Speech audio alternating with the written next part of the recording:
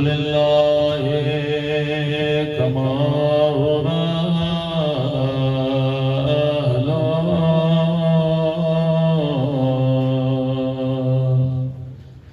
الصلاة والسلام على سيد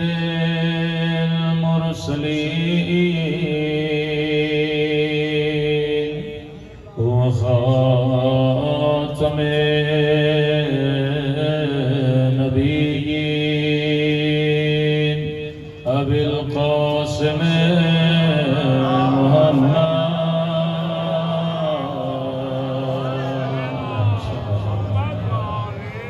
وعلى آله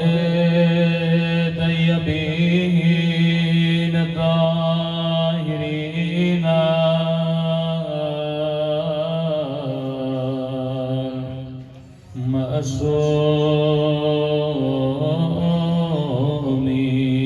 معصومين. سب مل کے آج پہلے محمد کی آمد کا دن اور آخری محمد کی آمد کے ظہور کی دعا کریں. اللہم کل ولیک حجت ابن الحسن صلواتک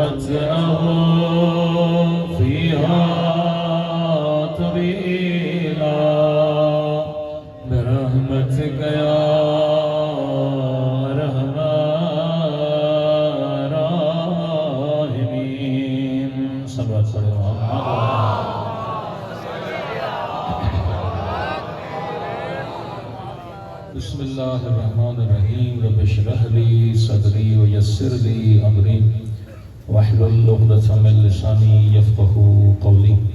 اما بعد فقد قال سبحانہ وتعالی فی محکم کتابہ بسم اللہ الرحمن الرحیم قد جاءکم من اللہ نور و کتاب مبین. صلوات پڑھے محمد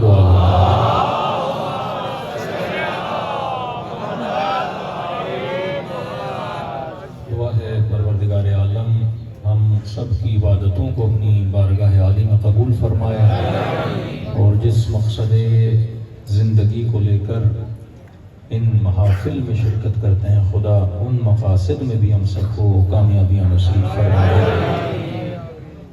کئی مومنین ہمارے درمیان نہیں ہیں، اس دار فانی کو چھوڑ کے جا چکے ہیں اور کئی انتظامیہ کے مومنین بیمار بھی ہیں جنہوں نے التماس سے دعا کے لیے کہا. بالاخص مرزا صادق صاحب بیمار ہیں، ان کے لیے دعا کریں خدا ان کو صحت کاملہ عاجلہ نصیب فرمائے. نعت خان بھی جو نعت پڑھ رہے تھے بیمار ہیں، موسیٰ کاظم بھائی، ان کے لیے بھی دعا کریں خدا ان کو صحت دے.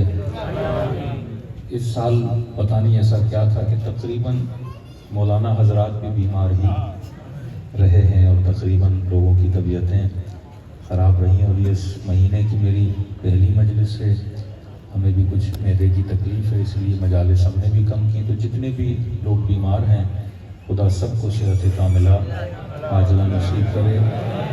یہ دن، یہ جگہ، یہ مکان ایسا ہوتا ہے جہاں پہ دعائیں قبول ہوتی ہیں. اور جناب سیدہ کی سیرت یہ ہے، صلوات پڑھیں سیدہ کی شان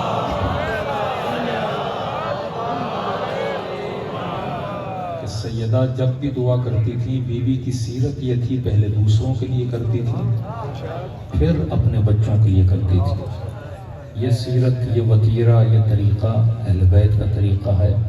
اور دعا کی قبولیت کی بھی گھڑیاں ہوتی ہیں، اور اس سے بہتر گھڑی کوئی ہو نہیں سکتی، اس سے بہتر کوئی جگہ ہو نہیں سکتی کہ جب اللہ یہ کہے کہ اے میرے پیارے رسول کہہ دے امت کو کہ جب بھی دعا کریں تو دعا کے شروع میں، دعا کے آخر میں صلوات پڑھا کریں۔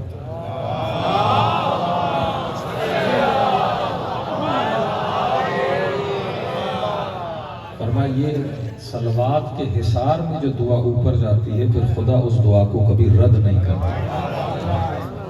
تبھی وہ مسلمان جو اس طرح سے امیر المومنین اور اس کی آل کو نہیں مانتے، لیکن وہ بھی اپنے تشہد کے بعد صلوات ضرور پڑھتے ہیں۔ تشہد ہو یا کلمہ ہو، وہ بھی قبول نہیں ہوتا جب تک محمد اور اس کی آل پہ صلوات نہ پڑھی جائے۔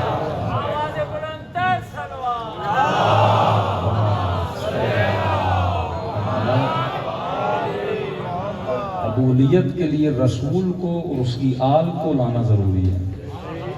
باقی اضافہ جس کا بھی کرنا ہے امت کرتی جائے، لیکن تشہد میں اس کا اضافہ نہیں کر سکتے۔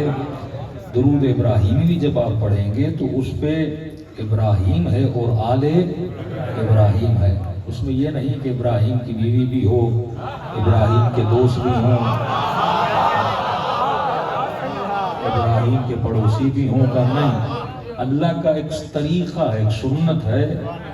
ابراہیم پر بھی جب درود بھیجا تو کہا ابراہیم والا آل ابراہیم، اور جب اپنے پیارے نبی پر بھی درود بھیجا تو کہا محمد پر اور آل محمد پر۔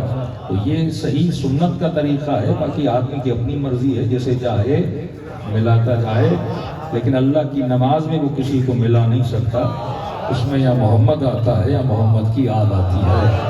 صلوات پڑھے محمد و آل محمد۔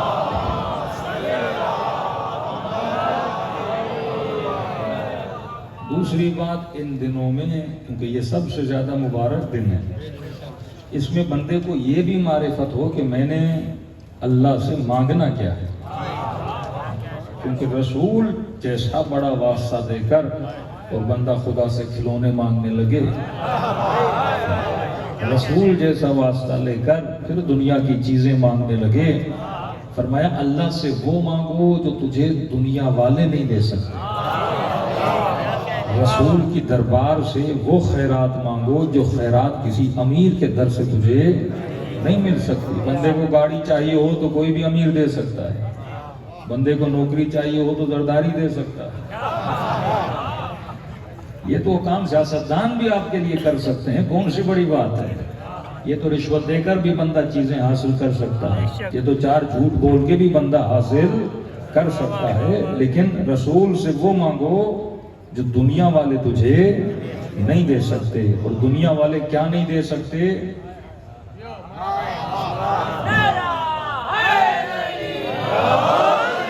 ہمیں سوچنا چاہیے نا کہ ہم کیا مانگیں جو مجھے دنیا والے نہیں دے سکتے۔ رسول سے وہ مانگو جو کوئی مفتی تجھے نہیں دے سکتا، رسول سے وہ مانگو جو کوئی مولوی تجھے نہیں دے سکتا، رسول سے وہ مانگو جو کوئی امتی تجھے نہیں دے سکتا، رسول سے جنت مانگو۔ مفتی جنت کا بتا سکتا ہے، جنت میں لے جا نہیں سکتا، مولوی جنت کا راستہ دکھا سکتا ہے، جنت کے دروازے تک لے جا نہیں سکتا۔ بڑے سے بڑا آیت اللہ ہو، وہ تجھے بتائے گا جنت میں ایسے جایا جاتا ہے، پر جنت کے دروازے تک لے جا نہیں سکتا۔ اگر کوئی جنت کے دروازے تک لے جا سکتا ہے وہ یا محمد ہے یا محمد کے نواسے حسن و حسین۔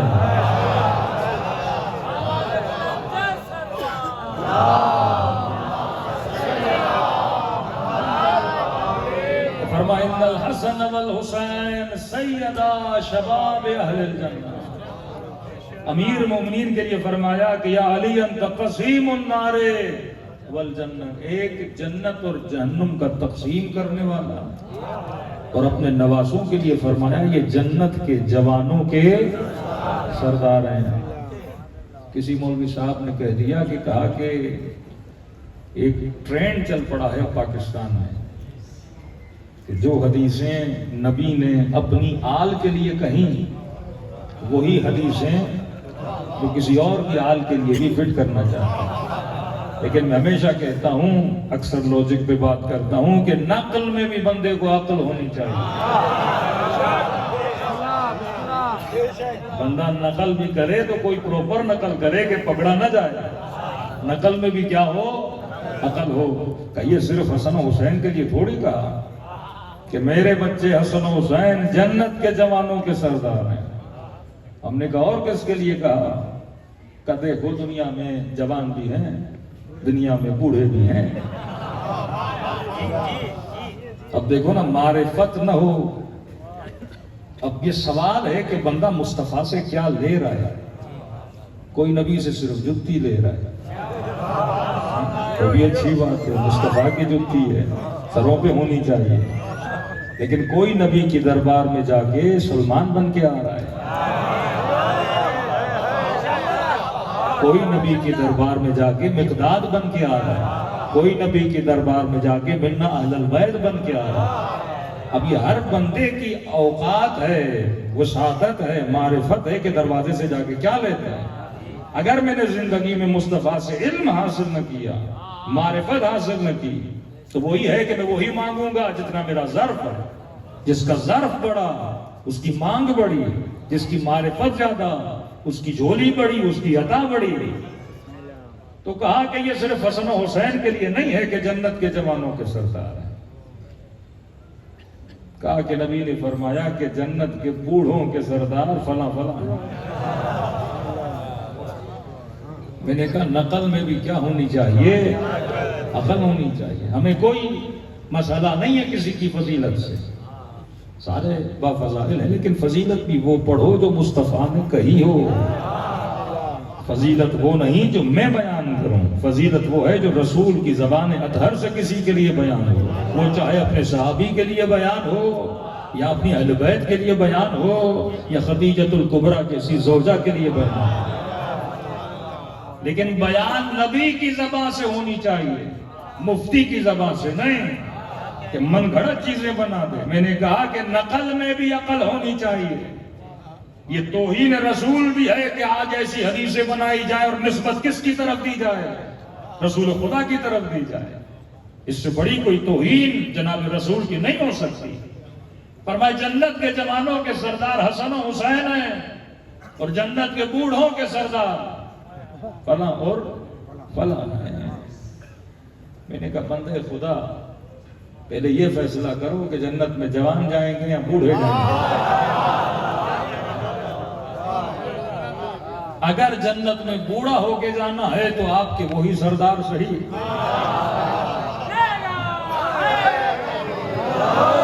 لیکن اگر جنت میں جوان ہو کے جانا، پہلے یہ فلسفہ سمجھو کہ یہ کیوں کہا کہ حسن و حسین جنت کے جوانوں کے سردار ہیں۔ اور جب میرے پیارے رسول نے یہ جملے کہے تھے اس وقت حسن و حسین جوان نہیں تھے، اس وقت بچے تھے۔ تو اگر یہ تفریق کرنی ہوتی بوڑھوں کے یہ سردار ہیں، بچوں کے یہ سردار ہیں، جوانوں کے یہ سردار ہیں، تو نبی کو یہ کہنا چاہیے تھا کہ جنت کے بچوں کے سردار کون ہیں؟ حسن و حسین ہیں۔ تو اس کا مطلب آپ نے بوڑھوں کا سردار تو ایک کو دو کو بنا دیا، جوانوں کے سردار بھی آپ نے سن لیے۔ یہ بچے جو بیچارے مر جاتے ہیں پھر ان کا سردار کون بنے گا؟ ان کا بھی تو کسی کو ڈھونڈو نا۔ پہلے یہ سمجھو شباب سیدہ، شباب اہل جنت، شباب کہتے ہیں تراوت کو، شباب کہتے ہیں رونق کو، شباب کہتے ہیں طاقت کو، شباب کہتے ہیں عدم نقص کو۔ بھائی آپ جب جوان تھے گھٹنوں میں تکلیف نہیں، جب جوان تھے زبان میں لڑکھڑاپن نہیں، جب جوان تھے تو تیزی سے دوڑ بھی رہے ہیں، جب جوان تھے تو کبھی اس ہوٹل پہ کبھی اس ہوٹل پہ، بندہ نہ کھانے سے تھکے، نہ دوڑنے سے تھکے، نہ گپوں سے تھکے۔ یہ فل آف انرجی ہے۔ جوانی کا مطلب لذتوں کے دن، کہ بندہ ہر لذت حلال بھی حاصل کرنا چاہے، بدن میں اتنی طاقت ہے، لیکن جیسے بوڑھا ہوا مسجد تک جانے میں بھی تکلیف، مجلس تک آنے میں بھی بوڑھا ہو جائے، قدم کام نہ کرے، 4 لوگ لے کر آئے، اللہ کے مصلی پر کھڑا ہو جائے تو کہے کھڑا نہیں ہوتا جاتا، کرسی رکھی جائے میں بیٹھ کے نماز پڑھوں گا۔ مطلب بڑھاپا نقص ہے اور جنت کمال کا نام ہے۔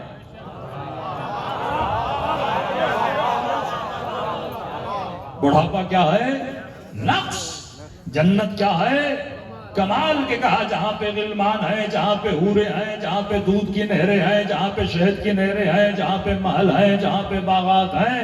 اب یہ بوڑھا جا کے وہاں کرے گا کیا؟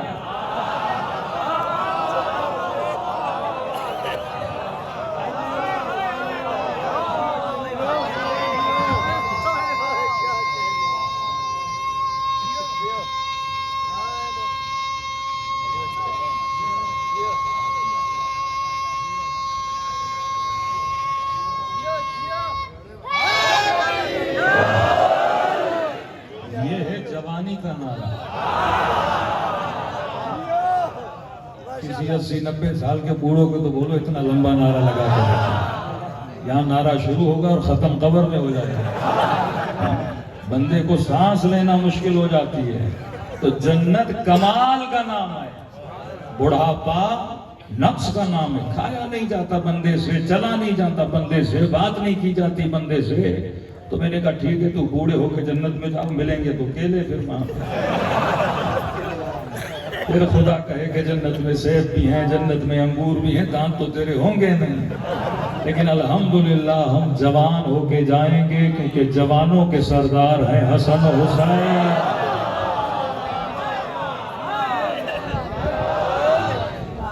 دوسری بات، جب نبی نے یہ حدیث کہی تھی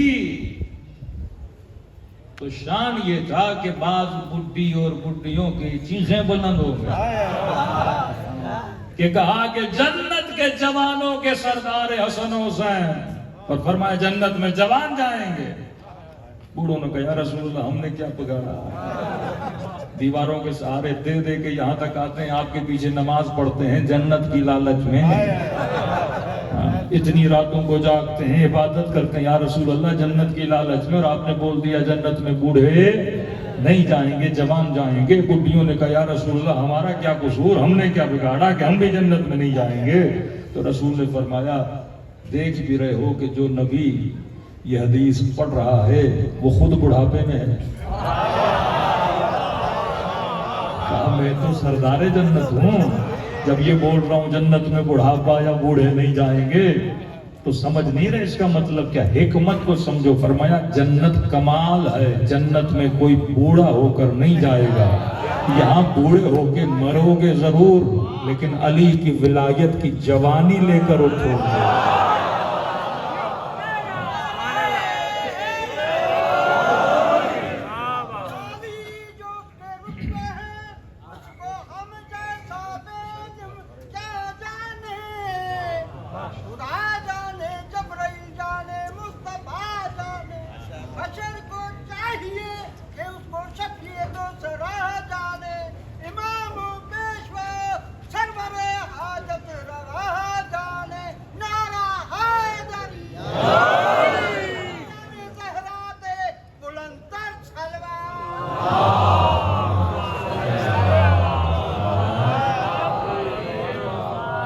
بھلی جسموں کے اعتبار سے بوڑھے ہو جائیں، مزاج میں جوان ہوتے ہیں۔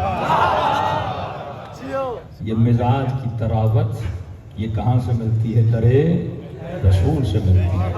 دنیا محمد کو آل سے جدا نہیں کر سکتی، نہ دنیا آل کو رسول سے جدا کر سکتی ہے۔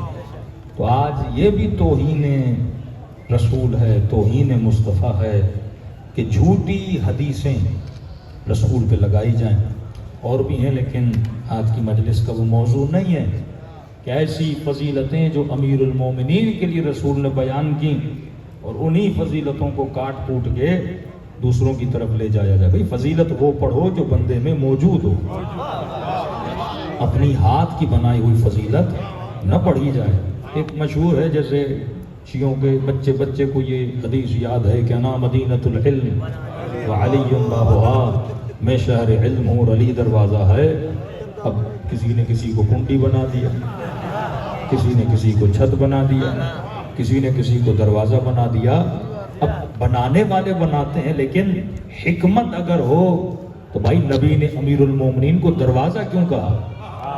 حکمت ہونی چاہیے نا۔ اگر کنڈی افضل تھی تو کنڈی بولتے، اگر دیواریں افضل ہوتی تو دیوار بولتے، اگر چھت افضل ہوتی تو چھت بولتے۔ نبی نے سب کو چھوڑ کے کیا بولا؟ دروازہ بولا، کیونکہ شریف ہمیشہ گھروں میں دروازوں سے جاتے ہیں۔ تو فرمایا اگر علم ملے گا، حکمت ملے گی، نور ملے گا تو در علی ابن ابی طالب سے ملے گا۔ اب اللہ نے ایک بہت بڑی بحث چلی، میں کئی مرتبہ شاید اشارہ بھی کر چکا ہوں۔ یہ بحث چلی، ایک طبقہ مسلمانوں کا وہ ہے جو ہماری نظر میں توہین رسول کرتا ہے، ایک طبقہ وہ ہے جو رسول کی عزت اور احترام کرتا ہے، اور وہ ہمارے عزت اور احترام کو بدعت کا نام بھی دیتے ہیں، ہمارے عزت اور احترام کو قرآن کی مخالفت کا نام بھی دیتے ہیں۔ مثلا ایک طبقہ کہتا ہے نبی بشر ہے، دوسرا طبقہ کہتا ہے کہ نبی نور ہے۔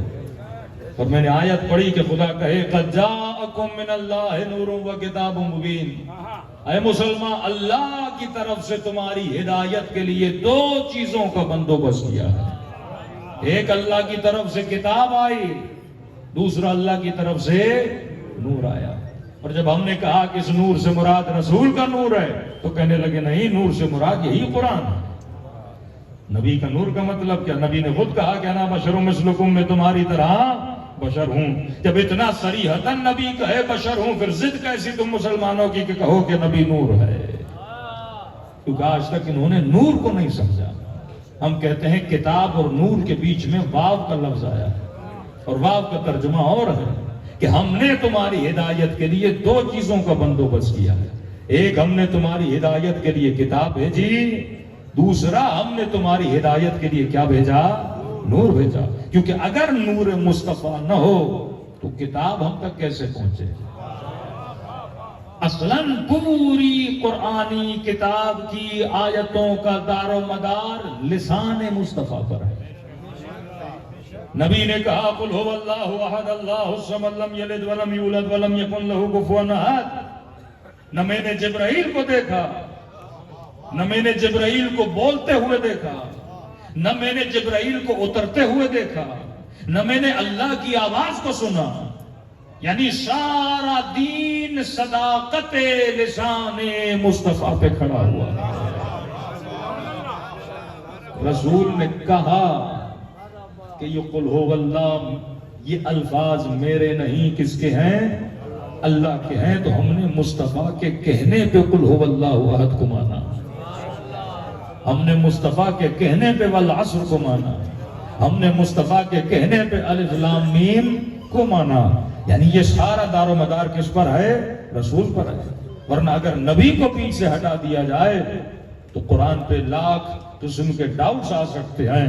جس طرح مشرق کے رہنے والے، جرمنی کے رہنے والے اعتراضات کرتے ہیں کہ یہ قرآن علیہ باللہ کیا ہے؟ تخلیق مصطفیٰ ہے، یہ اللہ کا کلام نہیں ہے۔ تو یہ تو ثابت، جو اعجاز رسول کا سب سے بڑا معجزہ تھا وہ کیا تھا؟ قرآن تھا۔ اب اگر نبی اپنی زبان سے قرآن پڑھے اس کی بھی وہی ویلیو ہے، اور اگر اسی زبان سے کہے کہ من کنت مولا ہو فہذا علی مولا۔ حدیث اور قرآن میں فرق یہ ہے، حدیث کلام رسول ہے من جانب خدا، قرآن بھی کلام رسول ہے لیکن مختص من جانب پروردگار عالم ہے۔ حدیث قدسی بھی خدا کا کلام ہے، لیکن یہ اللہ کی مرضی ہے کہ اسے حدیث بنانا ہے، یہ اللہ کی مرضی ہے کہ اسے قرآن کی آیتوں میں لانا ہے، یہ اللہ کی مرضی ہے کہ اسے میں نے حدیث میں یا حدیث قدسی میں شامل کرنا ہے، لیکن وہ بھی کلام کس کا ہے؟ پروردگار عالم کا ہے۔ اب کوئی مسلمان کہے کہ میں قرآن کی مثلا قل هو اللہ احد پہ تو عمل کروں گا، لیکن یہ جو نبی کا جملہ ہے مثلا انا مدینۃ العلم وعلی بابها، یا یہ جو جملہ ہے کہ من کنت مولا فهذا علی مولا، میں اس کو ماننے کے لیے تیار نہیں ہوں۔ تو جس طرح قرآن کے ایک حرف کو نہ ماننے سے بندہ بے ایمان بن جاتا ہے، اسی طرح نبی کی حدیث کے ایک حرف کو نہ ماننے سے بھی بندہ بے ایمان بن جاتا ہے۔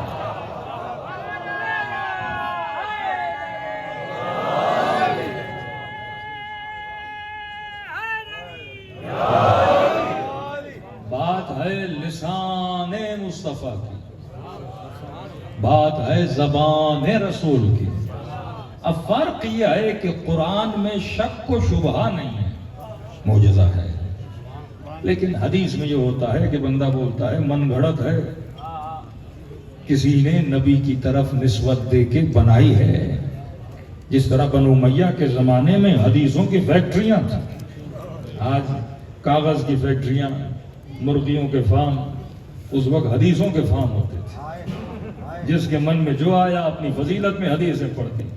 एक बंदे ने कहा कि मेरी प्यास बिक नहीं रही। अब एक साइकोलॉजिकली मसला आप समझिए, एक बंदा है हिंदू, एक बंदा है शिया, एक बंदा है मसलन बरेलवी। बरेलवी के दिल में जो मोहब्बत है वो शिया के दिल में नहीं, शिया के दिल में जो मोहब्बत है वो हिंदू के दिल में नहीं, हिंदू के दिल में जो मोहब्बत है वो एक मसीही के दिल में नहीं। और ये सारा दुनिया का कारोबार होता है मोहब्बतों की वजह से। अब आप कदमगाह पे आओगे, यहाँ पे मंदिर की मूर्ति तो नहीं मिलेगी। कदमगाह है अमीरुल मोमिनीन पे क्या मिलेगा? अलम मिलेगा। कदमगाह है अमीरुल मोमिनीन पे मसलन मौला की कोई किताब मिलेगी। लेकिन अगर आप मसलन जगमाबाद चले जाओ, शिकारपुर चले जाओ और किसी मंदिर के साथ कोई दुकान लगी हो तो वहां पे तो अलम नहीं मिलेगा, वहां पे मूर्ति मिलेगी। और किसी बापा साहब की मस्जिद के किनारे पे चले जाओ तो वहां पे अलम नहीं, वहां पे फिर जूतियां मिलेंगी। अब सवाल है कि दुकानदार को पता है मैंने इस मस्जिद के साथ क्या बेचना है। इमाम बारगाह के साथ क्या बेचना है, मंदिर के साथ क्या बेचना है, ये उसे किसने बताया? मोहब्बत ने बताया। उसे पता है जो मंदिर में आते हैं वो मूर्ति से मोहब्बत करते हैं, जो अली की कदमगाह पे आते हैं वो अली के कदमों से मोहब्बत करते हैं, और जो मदनी मुन्ने हैं वो नबी की जूतियों से मोहब्बत करते हैं। तो ये सारा कारोबार किस चीज की वजह से होता है? मोहब्बत की वजह से होता है। चीजें बिकती वही हैं। और तभी खुदा ने कहा कि कयामत के दिन फैसला करने में खुदा देर नहीं लगाएगा, तेरे दिलों की मोहब्बत को देखेगा। कयामत के दिन हर बंदे को उसके इमाम के साथ बुलाया जाएगा। अब अल्लाह देखेगा तेरे दिल का इमाम कौन है। मेरे छठे इमाम बैठे थे,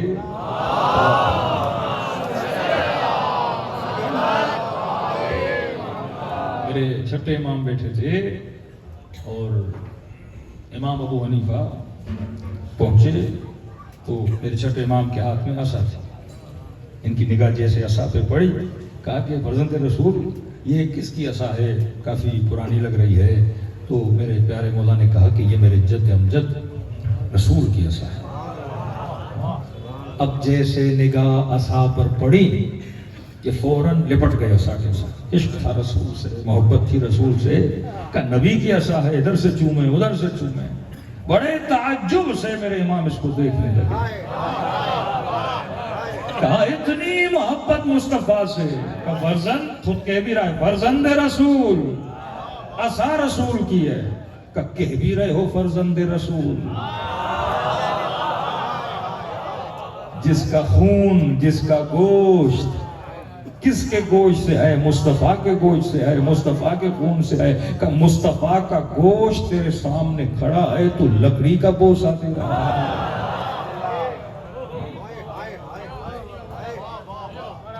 अब शिया भी मोहब्बत करे, सुन्नी भी मोहब्बत करे, लेकिन ये मुख्तलिफ चीजें हमारे हाथों में क्यों होती है? क्योंकि मोहब्बतों में तफरीक होती है। जिसके दिल में जितनी मोहब्बत होगी, रसूल का काम क्या था दुनिया में आकर? बंदों के दिलों में खुदा की मोहब्बत को पैदा करना। और वादा लिया कि अल्लाह के बाद अगर किसी से मोहब्बत करनी है तो किससे करनी है? मेरी आल से मोहब्बत करनी है। अब ये सारे झगड़े मोहब्बत की वजह से। वरना आप एक मामला देखें कि मसलन एक हिंदू भी पत्थर को चूमता है, मूर्ति पत्थर की है उसे चूमता है। मुसलमान कहता है कुफ्र है, बिदअत है। शिया ने सजदगा को चूमा, देखो हिंदुओं वाले काम कर रहे हैं। हिंदू भी पत्थर को चूमे, ये भी पत्थर को चूमे, कभी लकड़ी को चूमे, लेकिन काम सबके एक ही है। काम सबके, बड़े से बड़ा वहाबी तवाफ खाने खुदा करने के बाद हजर असवद को चूमने के पीछे होता है।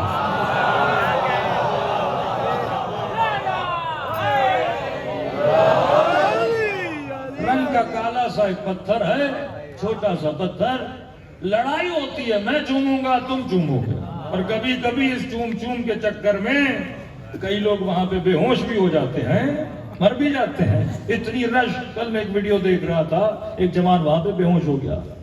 भाई समझ नहीं आ रही, हिंदू भी तो कहते हैं पत्थर तो पत्थर होता है।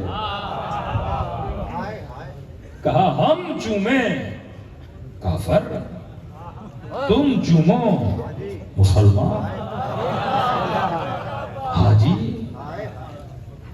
हम कपड़े को चूमे बिदती, और ये गिलाफ खाने खुदा को पकड़ पकड़ के फौजी इधर से दौड़ाएं कहीं कपड़ा ना फट जाए।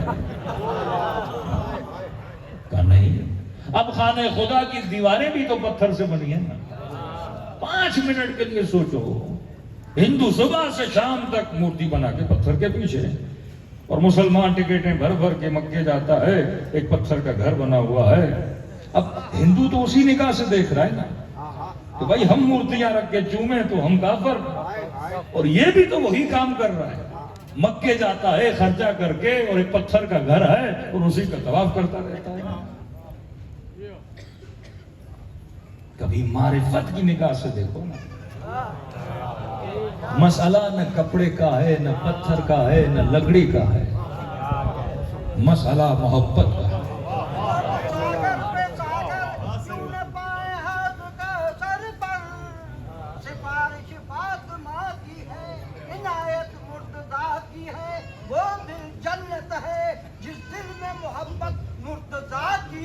जहन्नम है वो दिल जिसमें अदावत मुर्तजा की है। नारा हैदरी ने सहराते बुलंदतर तलवार। फिलोसफी समझिए कि ये सारा चक्कर किस चीज का है? मोहब्बत का है। खुदा ये नहीं देख रहा कि तू किसे चूम रहा है, खुदा ये देख रहा है तो किसकी मोहब्बत में चूम रहा है। वरना होंठ तो होंठ है, बोसा तो बोसा है। बंदा पत्थर को करे तो बिदअत, अपने बच्चे को करे तो इबादत। कोई पत्थर की भी तो किस्में है ना, कोई काला पत्थर, कोई पीला पत्थर, कोई सीमेंट वाला, कोई टाइल वाला। अब ये जो बदन भी बना तो किससे बना? मिट्टी से बना ना। तो जब इसे चूम रहे हो तो ये भी तो मिट्टी है ना। हाँ हाँ, 4 शादियों वाले मुफ्ती,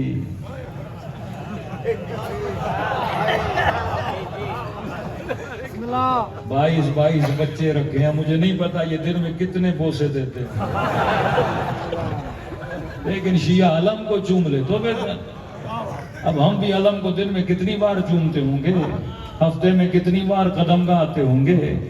अब ये बोसे भी काउंट कर लो तो महीने में कोई 10 बोसे हो जाएंगे अलम पाक को, और तू कितनी मिट्टियों को चूम रहा है। वो बिद्दत नहीं है। सवाल यह है कि किसकी मोहब्बत में बोसा दे रहा है। मोहब्बत अगर हलाल है तो चूमना इबादत है।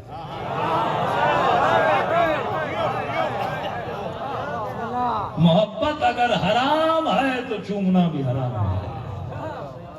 अब हलाल मोहब्बत क्या होती है? सारा मसला यही है।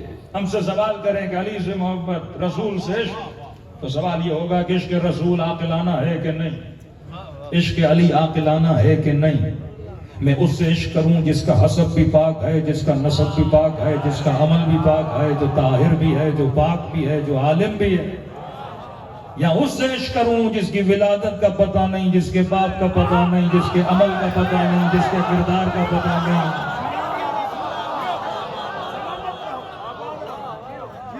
मैं उससे سے عشق کروں جس نے زہرا کا ادب کیا، زہرا کے دروازے کی چوکھٹ پہ جھاڑو دیے، پوری زندگی نوکری کی، یا اس سے عشق کروں جس نے سیدہ کے در کو جلایا؟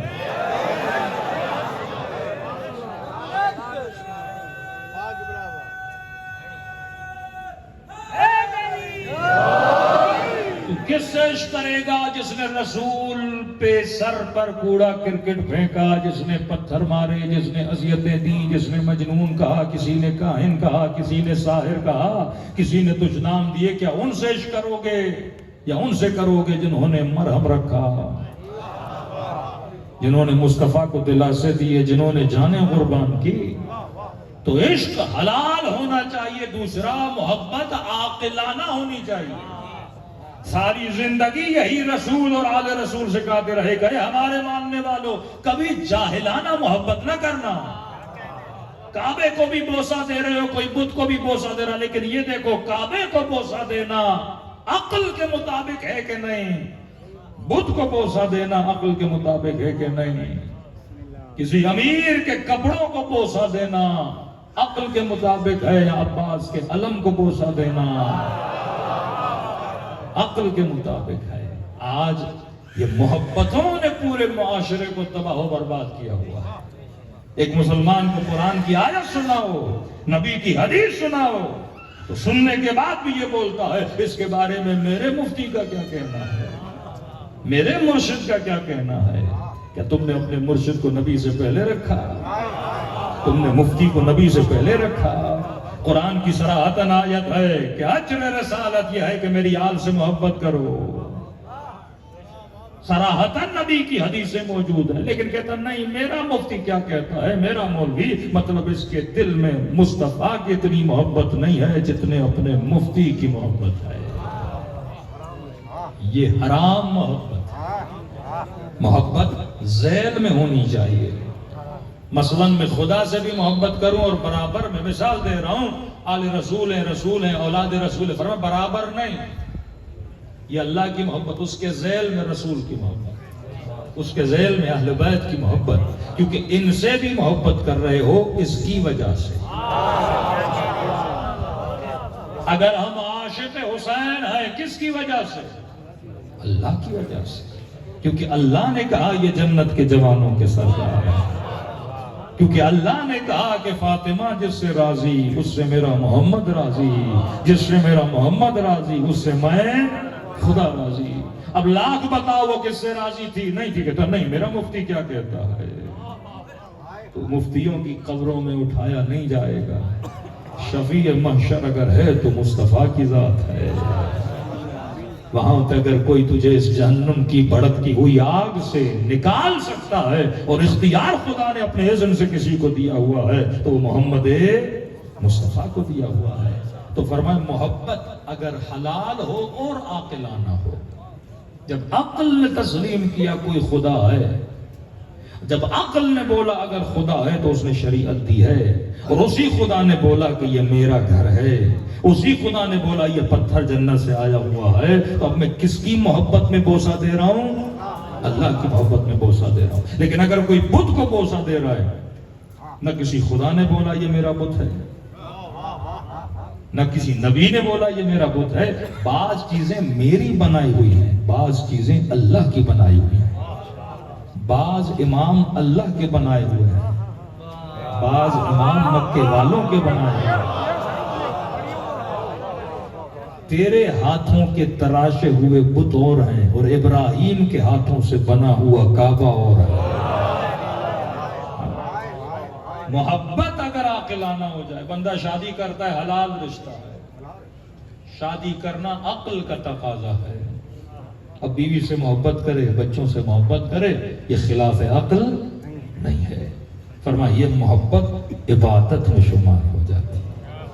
لیکن خدا نخواستہ کوئی جوان غلط رشتے میں چلا جائے، بغیر نکاح والے رشتے میں چلا جائے، ٹیلی فون کے ذریعے، ای میل کے ذریعے، فیس بک کے ذریعے، آج معاشرہ جن بیماریوں میں جکڑا ہوا ہے، تو سوال یہ اٹھتا ہے یہ بولنا بھی حرام، ملنا بھی حرام، ہاتھ لگانا بھی حرام، دیکھنا بھی حرام۔ اب آپ کہو گے بات تو ایک ہی ہے، نہیں، اس میں عقل شامل ہے، اس میں جہالت و شیطان شامل ہے۔ کیوں کہا کہ اللہ ولی الذین آمنوا یخرجہم من الظلمات الی النور؟ اگر مصطفیٰ کے نور کے ماننے والے ہو تو خدا تجھے اندھیروں سے نکال کر حلال محبتوں میں لا کے کھڑا کرتا ہے۔ لیکن اولیاءہم الطاغوت یخرجونہم من النور الی الظلمات، اگر تم نے اپنا ولی، اپنا امام، ولی کا مطلب کیا ہے؟ تم نے دل کی محبتوں کا امام اگر کسی طاغوت کو بنا دیا، اگر دل کی محبتوں کا امام کسی غیر کو بنا دیا، اب اس کے اشاروں پہ اپنے رشتے بنانے لگے، اپنے تعلقات بنانے لگے، اپنے ریلیشنز بنانے لگے، تو اللہ کیا کہتا ہے؟ یہ اولیاء الطاغوت جو خلاف شریعت مصطفیٰ ہے، یہ تجھے کہاں لے کر جاتے ہیں؟ یہ تجھے اندھیروں اور ظلمتوں میں لے کر جاتے ہیں۔ صحبت مصطفیٰ بندے کو نورانی بناتی ہے، صحبت علی المرتضیٰ بندے کو نورانی بناتی ہے، حسین کی صحبت بندے کو اور بناتی ہے، یزید کی صحبت بندے کو شمر بنا دیتی ہے۔ دل کا پیالہ وہی ہے، محبتیں الگ ہیں۔ اگر صحیح محبت آ جائے تو بندہ شہید حمزہ بن جاتا ہے، اگر غلط محبت آ جائے تو بندہ ابو لہب اور ابو جہل بن جاتا ہے، اگر صحیح محبت آئے تو بندہ عاشق علی بن جاتا ہے۔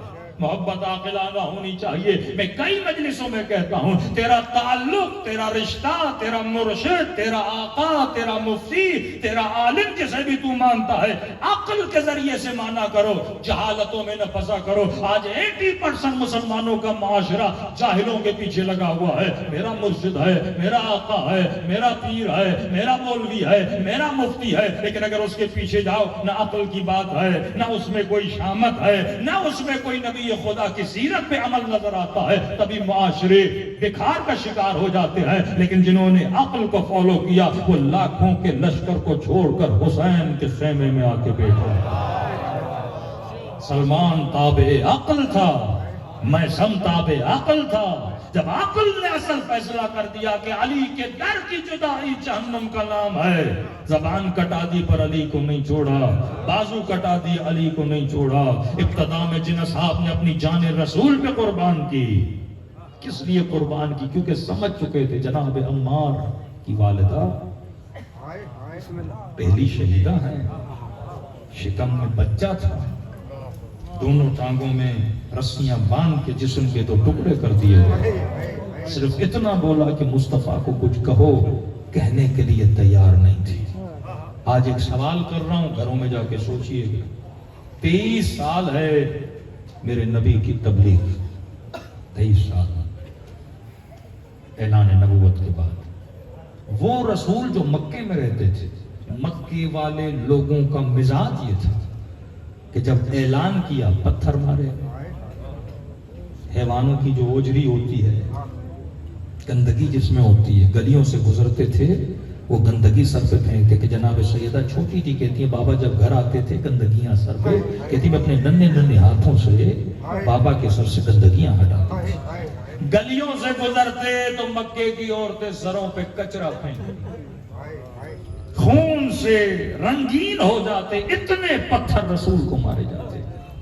کوئی کہتا یہ جادوگر ہے، کوئی کہتا یہ کاہن ہے، کوئی کہتا لیاذ باللہ یہ مجنون ہے، اپنی عقل کو کھو بیٹھا ہے۔ لیکن عجیب انقلاب آیا رسول نے۔ 23 سال کے بعد یہی جو پتھر مار رہے تھے، جو کچرا پھینک رہے تھے، جو توہین کر رہے تھے، اب یہ جانیں قربان کرنے کے لیے تیار۔ جب نبی اپنا آخری خطبہ دے رہے ہیں تو مسلمانوں کی آنکھوں سے آنسو نہیں رک رہے تھے۔ پہلے پتھر مارتے تھے، لیکن اب وہ عالم آیا کہ جب رسول وضو کرتے تھے ہاتھوں کو نیچے رکھتے تھے کہ مصطفیٰ کے کیے ہوئے وضو کے پانی کا ایک قطرہ ہمیں مل جائے۔ پہلے پتھر مارتے تھے، مزاج اتنا بدل گیا کہ جب مکے کے مہاجرین مدینے جاتے ہیں، جو پتھر مارے، جو کاہن کہیں، جو مجنون کہیں، جو اتنی اذیتیں دیں، اب وجود میں اتنی تبدیلی آ گئی کہ انصار نے اپنے گھروں کو آدھا آدھا کر دیا۔ اب آدھا آدھا مہاجرین کے لیے کون اپنی ملکیت کو تقسیم کرتا ہے؟ یہ کس کی محبت میں کر رہے ہیں؟ مصطفیٰ کی محبت میں۔ کہ ملتا ایک خاتون اونٹ کو لے کے جا رہی تھی، اونٹ پہ 3 جنازے پڑے ہوئے تھے۔ کسی نے پوچھا خاتون یہ کس کے جنازے ہیں؟ کہ چھوڑ دو کس کے جنازے، خوشی اس بات کی ہے کہ میرا نبی زندہ ہے، خوشی اس بات کی ہے میرا مصطفیٰ زندہ ہے۔ وہی محبت جو آپ کو کربلا میں نظر آتی ہے۔ زینب کو بچوں کی پرواہ نہیں، عباس کو بازوؤں کی پرواہ نہیں، حبیب کو اپنے وجود کی پرواہ نہیں، کہ شکر یہ ہے میرا حسین زندہ ہے۔ کہہ رہی یہ پرواہ نہیں کس کے جنازے کا، خاتون پھر بھی تو بتا کہ یہ بھائی کا جنازہ ہے، یہ شوہر کا جنازہ ہے، یہ بیٹے کا جنازہ ہے۔ تینوں نے اپنی جان کو رسول پہ کیا کیا ہے؟ قربان کیا ہے۔ اتنی تبدیلی مزاج میں آ گئی کہ دوڑے دوڑے منتظار کریں کہ رسول گھر سے کب نکلتے ہیں، مسجد میں کب آتے ہیں، ہم ہاتھوں کا بوسہ دیں، پوری رات کا جاگنا، سفر میں نبی کے ساتھ جانا، شیب ابی طالب میں اتنی زحمتیں رسول کے ساتھ اٹھانا۔ بھائی 23 سال میں نبی نے ایک معاشرے کو کیا کیا؟ پاکستان آزاد ہوا 1947 میں مثلا، آج ہے 2023، 70 سال سے زیادہ وقت بیت گیا، تو سوال کریں گے نا معاشرہ کیا تھا کیا بنا؟ اگر نہ اہلوں کے ہاتھ میں معاشرہ آئے تو قوموں کا یہ حال ہوتا ہے۔ اگر مصطفیٰ جیسے نبی کے ہاتھ میں معاشرہ آئے تو 23 سال کے بعد یہ قربانی کا عالم ہوتا ہے۔ اب 5 منٹ کے لیے سوچو، نبی کے بعد اس معاشرے کو میں نے کس کے ہاتھوں میں دینا ہے؟ 27 سال میں اتنی تبدیلی کہ ایثار، قربانی، نبی پہ ہر شے قربان کرنے کے لیے وہ لوگ تیار ہیں۔ نبی نے انقلاب ان کے وجود میں پیدا کر دیا، اپنے کردار کے ذریعے، اپنی اخلاق کے ذریعے، اپنی مینجمنٹ کے ذریعے، قرآن کی آیتوں کے ذریعے، اپنے علم کے ذریعے سے، اپنی رفتار کے ذریعے سے۔ اتنی مضبوطی نبی کے وجود میں کہ کہیں کہ ایک ہاتھ میں چاند رکھو، دوسرے ہاتھ میں سورج رکھو، مصطفیٰ اپنے خدا کو چھوڑنے کے لیے تیار نہیں ہے۔ مکے کے سردار کہیں کہ مصطفیٰ جس بھی گھر پہ ہاتھ رکھو، کسی سردار کے گھر پہ بھی ہاتھ رکھو گے، اس گھر کی بیٹی کی شادی کرائیں گے، جتنی زر اور دولت کہو، کہ کچھ دینے کے لیے، کچھ لینے کے لیے تیار نہیں ہوں، وہی کہوں گا، وہی کروں گا جو میرے خدا نے مجھے کہا ہے۔ یہ وہ انقلاب تھا جو نبی نے اپنے معاشرے میں لایا۔ لیکن ایک سوال چھوڑے جا رہا ہوں، بڑی بڑی شخصیتیں آئیں اور گئیں، نبی کے بعد امت نے معاشرہ کس کے ہاتھ میں لیا؟ کہ 50-60 سال کے عرصے میں وہی امت اپنے نبی کے نواسوں کی قاتل بن گئی۔ سدھار آنا چاہیے نا معاشرے میں۔ یہ وہ لوجک اور منطق ہے کہ ہم کہتے ہیں معاشرہ اس کے ہاتھ میں دو جو معاشرے میں انقلاب پیدا کرنے کی صلاحیت رکھے۔ حسین ابن علی کے ہاتھ میں کربلا تھی، میرے حسین نے حبیب بنایا، میرے حسین نے عباس بنایا۔ مولا علی کی حکومت اگر علی کے گھر تک اگر محدود تھی تو علی نے اپنی تربیت کے اندر حسین بنایا، حسن بنایا، عباس بنایا، اور امام حسین نے اپنی تربیت کے اندر علی اکبر بنایا، قاسم بنایا۔ یہ تربیت امام حسین۔ اسی طرح امام زین العابدین نے اپنی تربیت کے اندر کیا بنایا؟ امام محمد الباقر بنایا۔ امام محمد باقر نے اپنی تربیت، امام کا اختیار تو ولایت تکوینی بڑی ہے، لیکن فزیکل اگر دیکھا جائے کہ امام کو کہاں تک اختیار دیا جا رہا ہے تاکہ امام کیا کرے؟ لوگوں کی تربیت کرے۔ علی نے سلمان بنایا، مقداد بنایا، میثم بنایا، حبیب بنایا۔ سوال یہی، اسی طرح امام حسین نے اپنے اصحاب بنائے، رسول نے بڑی بڑی شخصیتیں بنائیں، لیکن جن کو تم مانتے ہو انہوں نے کیا کیا بنایا؟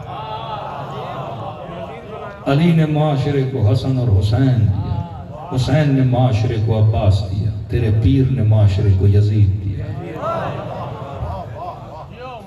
گھر کی تربیت بتاتی ہے تو معاشرے کو کیا دے رہا ہے، تیرا مزاج بتاتا ہے تو معاشرے کو کیا دے رہا ہے۔ رسول نے 23 سال میں جہالت بھرے معاشرے کو، مشرک معاشرے کو موحد بنایا، نجاستوں میں پلنے والوں کو طہارت سکھا دی، بتوں کے سامنے جھکنے والوں کو اللہ کی دربار کا ساجد بنا دیا۔ یہ نبی کی تربیت کا اثر تھا۔ چھوڑیں دوسروں کو. اب سوال یہ ہے کہ ہم جو یہاں پہ نبی کا میلاد منانے آئے ہیں، ہم کیا کریں کہ میرے معاشرے میں تبدیلی آئے. وہ معاشرہ جو خود کو کہتا ہے ہم ولائی ہیں، وہ معاشرہ جو یہ کہے کہ ہم رسول سے ایسے محبت کرتے ہیں جیسے محبت کرنے کا حق ہے، اور رسول کے بعد آل رسول سے ایسے محبت کرتے ہیں جیسے رسول نے کہا ہے. اب یہ محبت میرے وجود میں اتنے اثر کو پیدا کرے کہ میں بھی اپنے گھر کی تربیت یہ کروں. پھر امیر المومنین کہیں کونوا لنا زینن ولا تکونوا لنا شینا. معاشرے میں علی کے لیے زینت بن کے چلنا، کہ ہر معاشرہ جب تیرے معاشرے کو دیکھے تو یہ کہے یہ معاشرہ نبی کی سیرت اور علی کی ولایت پہ چلنے والا معاشرہ ہے. اگر قاسم آباد میں 100 گھر شیعوں کے ہیں اور 500 گھر اہل سنت کے ہیں تو کوئی فرق تو ہونا چاہیے نا ان 100 گھروں میں اور ان 500 گھروں میں. دور سے دیکھ کے پتہ لگے کہ یہ کس کا گھر ہے، کہ علی اور رسول کے ماننے والے کا گھر ہے. 3 چیزیں بتاؤں اور زحمت کو تمام کروں. رسول کی زندگی کے 3 پہلو ہیں. میری طرف سے ہدیہ لے کر جائیے گا گھروں کی طرف. 3 پہلو ہیں، وہ رسول نے یا آل رسول نے. ان 3 پہلوؤں کے علاوہ 3D جس طرح بولتے ہیں نا، ایک چیز پڑھی اس کے 3 اینگل ہیں. اب سوال یہ ہے کہ کس مسلمان نے کون سا اینگل لیا، کس مسلمان نے کون سا اینگل نہیں لیا. ایک مرتبہ آدمی آتا ہے قدم کا امیر المومنین پہ، صرف قدم کو دیکھتا ہے، بوسہ لے کے چلا جاتا ہے. ایک نہیں آتا ہے، کہتا ہے علی مجھے اس قابل بنا کہ میں تیرے قدموں کو دیکھ کر انہی نشانوں پہ چلنا سیکھوں. کچھ ہیں مسلمان جو جاتے ہیں خانہ خدا کا طواف کر کے شیطان کو کنکریاں مار کے واپس آ جاتے ہیں. شیطان بھی دیکھ کے مسکراتا ہے، یہ خود شیطان ہے، مجھے کیوں مار رہا ہے؟ بھائی کوئی فلسفہ ہے کنکری مارنے کا نا، پتہ ہی نہیں کیے جا رہا ہے. 40 پہ تھا میں سال، کئی ایسے زائروں کو میں نے دیکھا. چلو اللہ کا کرم ہے، شفقت ہے، رحمت ہے کہ خدا تجھے بلاتا ہے. امام حسین اپنی کربلا بلاتے ہیں، لیکن پتہ ہی نہیں. آتے ہیں دن بھر ہوٹلوں میں سوتے رہتے ہیں، امام حسین کے حرم میں جاتے ہیں، بوسہ دے کے واپس آ جاتے ہیں. اب ان کے ذہن میں یہ ہے کہ زری کو بوسہ دیا تو بس زیارت ہو گئی. یہ بھی نہیں پتا 2 رکعت نماز زیارت ہے، اذن دخول ہے. وہ زیارت پڑھنی جو چھٹے امام نے پڑھی، کہ جناب انصاری نے پڑھی. کچھ چیزوں کے آداب ہوتے ہیں، کیا لینے گئے تھے، کیا لے کر آئے، تمہارے دل کا رشتہ حسین کے ساتھ بنا کہ نہیں، محبت سے جڑی کہ نہیں، دل کے پیالے کو حسین کی معرفت سے بھر کے آئے کہ نہیں. پاکستان آتا ہے کہتے ہیں بڑا اچھا کھانا ملا، بڑی اچھی سبیلیں تھیں. بھئی یہ کھانے تو یہاں بھی فوڈ اسٹریٹ پہ چلے جاؤ بڑے لگے ہوئے ہیں. تو کھانا کھانے کیا تھا، تو سبیلیں دیکھنے کیا تھا، تو حسین سے خیرات معرفت لینے گیا تھا، تو متصل ہونے گیا تھا اپنے امام سے.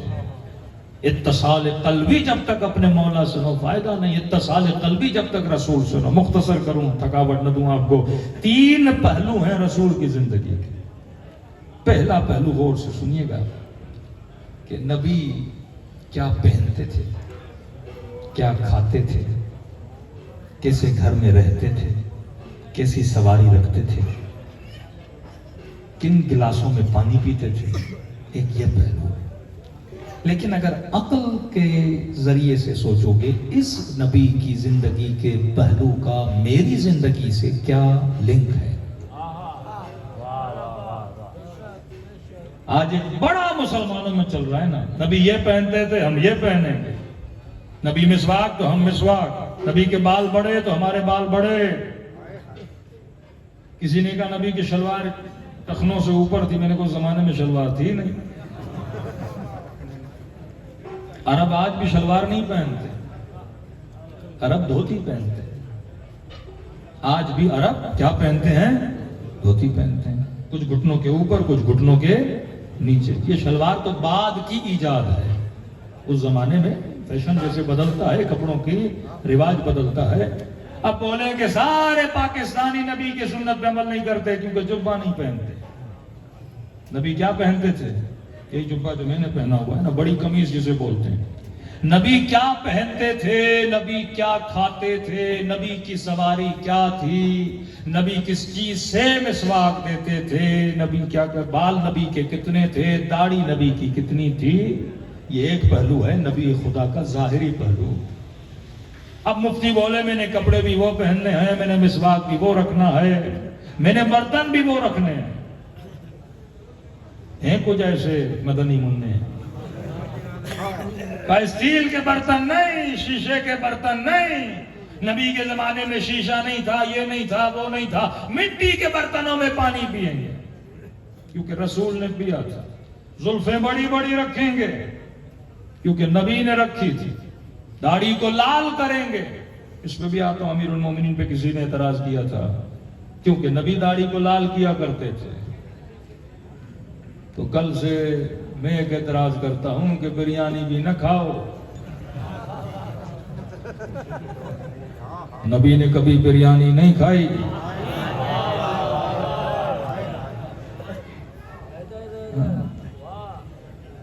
حلیم کی دیگیں نہ بناؤ، میلاد رسول کے جلوسوں میں سوپاریاں نہ بانٹو، چپس نہ بانٹو۔ ایک تو میں کراچی میں اتنا جلوس میں چلا، سوپاریاں اور پاپڑیاں ان چیزوں کے علاوہ کچھ نظر ہی نہیں۔ ایک تو کلپ آیا، سگریٹ بھی بانٹے جا رہے ہیں۔ نبی کی زندگی کا وہ ہے اہل بیت کے بتائے ہوئے اصول۔ اصول کیا بتایا؟ نبی یہ نہیں بولیں گے بریانی کھانا حلال ہے حرام ہے، آج بریانی ہے کل کسٹر ہوگا پرسوں سویاں ہوں گی، پھر حدیثیں کہاں ملیں گی تمہیں؟ کسی کو تو اجتہاد بولتے ہیں کہ میں نے زمانے کے حساب سے کیا دینا ہے، فتویٰ دینا ہے۔ نبی نے کیا بتایا؟ اصول بتایا۔ یا رسول اللہ دھوتی پہنوں کہ نہیں پہنوں، شلوار پہنوں کہ نہیں پہنوں، جوڑی پاجامہ پہنوں کہ نہیں پہنوں۔ اب ہر زمانے کا لباس بدل رہا ہے۔ یا رسول اللہ بالوں کے بڑے فیشن آ گئے، کوئی پیچھے سے بال منڈوا رہا ہے، کوئی چھوٹے رکھ رہا ہے، کوئی بڑے رکھ رہا ہے، آج کل تو بڑے فیشن ہے، کوئی کوے کی طرح، کوئی مرغی کی طرح، کسی کے بال اوپر کسی کے بال نیچے، سمجھ ہی نہیں آ رہی حلال کیا ہے حرام کیا ہے۔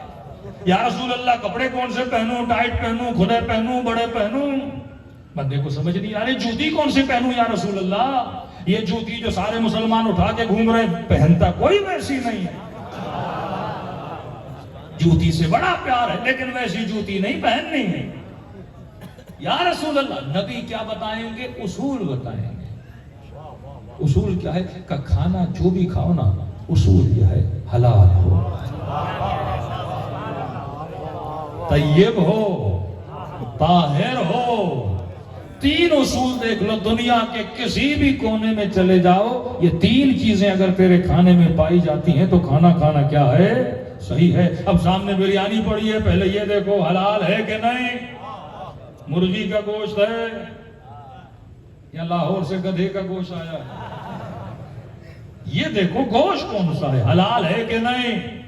چائنا چلے گئے، پتا چلا ہے تو مرغی لیکن ذبیحہ صحیح ہے کہ نہیں، پتا چلا ہے تو مرغا ہے تو بھینس، لیکن یہ دیکھو ذبح صحیح طریقے سے ہوا ہے کہ نہیں۔ کھانا کیا ہونا چاہیے؟ حلال۔ دوسری چیز حلال ہے لیکن یہ دیکھو طاہر ہے کہ نہیں۔ امام کے لیے شرط طہارت ہے نا، ہم کہتے ہیں امام وہ ہو جو کیا ہو، ہر نجاست سے دور ہو۔ کھانا بھی وہ کھاؤ جو نجس نہیں ہونا چاہیے، کھانا کیا ہونا چاہیے؟ طاہر ہونا چاہیے۔ مثلا گوشت آپ لے کر آئے لیکن خون لگا ہوا ہے، صحیح طریقے سے پاک نہیں ہوا۔ تیسری چیز یہ دیکھو طیب ہے کہ نہیں۔ طیب کسے بولتے ہیں؟ حلال بھی ہے، پاک بھی ہے، لیکن اکثر لوگوں کو نہیں پتا جو رسول نے فرمایا یہ دیکھو طیب ہے کہ نہیں ہے۔ کبھی کبھی کھانا طیب بنتا ہے ذکر خدا سے، اور میں سفروں پہ بیٹھو بسم اللہ الرحمن الرحیم پڑھ کے کھانا کھا لو تو ایک صلوات محمد اور آل محمد پہ بھیجو، جن کے صدقے میں خدا نے کائنات کو کیا کیا ہے؟ خلق کیا ہے۔ خاتون یا رسول اللہ میں بازار میں کام کرتی ہوں، بیوہ ہوں، کمانے والا کوئی نہیں۔ نبی نے فرمایا ٹھیک ہے، کیا کرتی ہو؟ یا رسول اللہ بازار میں جاتی ہوں، کچھ چیزوں کو بیچتی ہوں۔ کیا بیچتی ہو؟ یا رسول اللہ کچھ کھانے وانے کی چیزیں بنا کے مارکیٹ میں بیچتی ہوں، کبھی کپڑے کی چیزیں بنا کے۔ اب یہ بتائیے میری کمائی حلال ہے کہ نہیں کا حلال ہے، طاہر ہے کہ نہیں کا طاہر ہے؟ نبی نے کہا یہ بتاؤ جب کاروبار کرتے ہوئے چیزوں کو بیچتی ہو اور مؤذن مسجد سے اذان کی آواز دیتا ہے، کاروبار بند کرتی ہو کہ نہیں؟ اثر نسلیں ایسے نہیں بنتی کہ مولانا 4 بیٹے ہیں، ایک بڑا نیک ہے، دوسرا تھوڑا سا شیطانی زیادہ کرتا ہے، تیسرا نہ اللہ کی طرف ہے نہ رسول کی طرف، دن رات گھومتا پھرتا۔ میں نے کہا ہیں تو تینوں تیرے، لیکن سوال یہ ہے کہ یہ جو لقمے ان کی شکم میں ڈال رہے ہو، کبھی کماتے وقت اللہ کا ذکر کر رہے تھے، وہ لقمہ کھلایا، کبھی کماتے وقت نگاہ حرام میں مبتلا تھے، وہ لقمہ کھلایا، تو ہر لقمہ جو شکم میں جا رہا ہے، خون بن رہا ہے، وہ تیری نسلوں میں کیا ڈال رہا ہے؟ اثر ڈال رہا ہے نا۔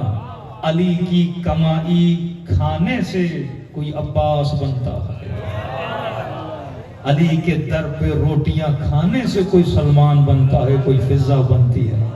یہ وہ محنت سے کی گئی گندم ہے اور جو ہے جو مولا علی گھر میں لاتے تھے نا، تبھی نیاز کھانے سے بندے کے وجود میں اثر ڈلتا ہے نا، کیونکہ اس کی نسبت کس سے؟ امام حسین سے نسبت ہے نا۔ فرمایا جب اذان کی آواز آتی ہے بتاؤ نماز کے لیے جاتی ہو کہ نہیں؟ یا رسول اللہ نماز تو پڑھتی ہوں لیکن فوراً نہیں جاتی، گاہک کھڑے ہوتے ہیں، رش ہوتی ہے، یا رسول اللہ 3-4 گھنٹے کے بعد جا کے مسجد میں پڑھ لیتی ہوں۔ نبی نے کہا تیری کمائی حلال تو ہے پر طیب نہیں ہے، کیونکہ تو نے مال کو رب کی محبت پہ کیا دیا ہے؟ ترجیح دیا ہے۔ رسول فرماتے ہیں اللہ نے اوصانی، میرے رب نے مجھے کچھ وصیتیں کی ہیں، اور جن وصیتوں پہ عمل کرنے کی وجہ سے میں نے مکے میں مدینے میں اتنے بڑے انقلاب کو کھڑا کیا۔ پہلی وصیت فرمایا، اللہ نے یہ فرمایا کہ محمد جو بھی کام کرو خلوص کے ساتھ کرو۔ خلوص کا مطلب جو بھی کرو اللہ کی رضا کے لیے کرو۔ ایک مرتبہ مولوی مجلس پڑھنے جاتا ہے کسی سیاستدان کی وجہ سے، کسی دوست کی محبت کی وجہ سے، کسی کے کہنے کی وجہ سے، لیکن ایک مرتبہ خالصتاً مجلس پہ جاتا ہے حسین ابن علی کی وجہ سے۔ عمل میں خلوص، اور جب خلوص ہوتا ہے تو خدا کیا ڈالتا ہے؟ اس میں اثر ڈالتا ہے۔ آیت اللہ محمد شاہرودی فرماتے ہیں کہ ایک زمین تھی، وہاں پہ اپنا گھر بنانا تھا۔ اب کہتے ہیں روڈ پہ بیچارے مزدور بیٹھے رہتے ہیں، کوئی آئے دہاڑی میری لگ جائے گی، تو کہتے ہیں کوئی 15-20 مزدور بیٹھے تھے، تو میں نے ان کو کہا دیکھو یہ میرے گھر کا کام ہے، مہینے کا کام ہے، تم لوگ کرو اور سکون اور آرام سے کرو، تمہاری جتنی فیس ہوگی ہم تجھے دینے کے لیے تیار ہیں۔ آغا شاہرودی کہتے ہیں کام چلتا رہا اور کام تھوڑا لمبا ہو گیا، اور اتنے میں محرم کا مہینہ آ گیا۔ مزدور ظاہر شیعہ تھے، انہوں نے کہا آغا شاہرودی محرم کا مہینہ آیا ہے، آپ کا گھر دور ہے، ہم کسی امام بارگاہ کسی مجلس میں جا تو نہیں سکتے، اگر آپ کی اجازت ہو ہم صبح کام کریں گے، رات کو حسین کی مجلس کا فرش بچھائیں گے، آپ اجازت دیں؟ انہوں نے کہا کوئی بات نہیں، میرے گھر میں برکت ہوگی، میری جگہ میں برکت ہوگی، جہاں ذکر حسین ذکر محمد اور آل محمد ہو، اس سے اور مجھے کیا چاہیے کہ میں بھی نیاز دوں گا، تمہارا کھانا پینا سب میرے ہاتھوں میں۔ آغا شاہرودی کہتے ہیں 1 محرم 2 محرم 3 4 محرم گزر گئی، 6ٹھی محرم آئی تو انہوں نے کہا اب اتنی جگہوں پہ گئے ہیں، اپنے بچوں کو کہا کہ شام کو جہاں پہ مزدور کام کر کے ذکر کر رہے ہیں اہل بیت کا، ایک مجلس وہاں بھی چلے جاتے ہیں۔ ہمارے یہاں ہوتا ہے نا بڑی امام بارگاہ بڑا مولوی، اب بندہ مولوی کو سننے جا رہا ہے، مولوی کی محبت میں نہ جایا کرو، حسین کی محبت میں آیا کرو۔ یہ آج محبتیں آج بدل گئی ہیں، خالص محبت ابھی عبداللہ الحسین، خالص محبت رسول گرامی کے لیے۔ کہتے ہیں شام کو گئے، ہم نے کہا کس طرح ہوتا ہے؟ ایک مولانا آتے ہیں مجلس پڑھتے ہیں، اس کے بعد ہم آپس میں مزدور ہیں 16-17 ماتم کرتے ہیں، عزاداری کرتے ہیں، نیاز کر کے سو جاتے ہیں۔ کہا کون پڑھنے آتا ہے تمہارے پاس؟ کہا ہے کوئی مخلص اچھا مولانا، سید مولانا ہے، وہی آتے ہیں پڑھنے کے لیے۔ کہتے ہیں کہ ہم جیسے مجلس میں بیٹھے، ہم نے کہا دیکھیں کون آ رہا ہے پڑھنے، مزدور، دور دراز علاقہ، تہران کے بہت بڑے عالم تھے آغا امینی آیت اللہ، جن سے ڈیٹ لینے کے لیے لوگ مہینوں مہینوں انتظار کرتے تھے جو ملتے نہیں تھے. کہتے 16 مزدوروں میں دیکھا آغا امینی اپنی گاڑی سے اترے، ممبر پہ بیٹھے، ہم پریشان ہو گئے جن سے ٹائم لینے کے لیے 6 مہینے کا انتظار کرنا پڑتا، یہ مزدوروں کے یہاں کیسے چلے آئے؟ کہتے ہیں آغا امینی سے پوچھا قبلہ آپ کبھی یونیورسٹی میں لیکچر دے رہے ہیں، کبھی امام بارگاہ میں، کبھی مسجد میں، کبھی حوضے میں، آپ کے پاس ٹائم بھی نہیں ہوتا. کہتے ہیں ایک دن میں ایک یونیورسٹی میں لیکچر دے کے جا رہا تھا، چند مزدور میری گاڑی کے پیچھے دوڑ رہے تھے. آغا امینی ہم بڑے غریب ہیں، 10 دن حسین کی مجلس پڑھ دی تھی. کہتا میں نے دل میں سوچا آج تک جہاں بھی گیا کبھی دیکھا بڑا امام باڑہ ہے، کبھی دیکھا بڑا ممبر ہے، کبھی دیکھا بڑی یونیورسٹی ہے. میں نے کہا اگر یہاں جاؤں گا تو یہ خالصتاً حسین کے لیے جاؤں گا.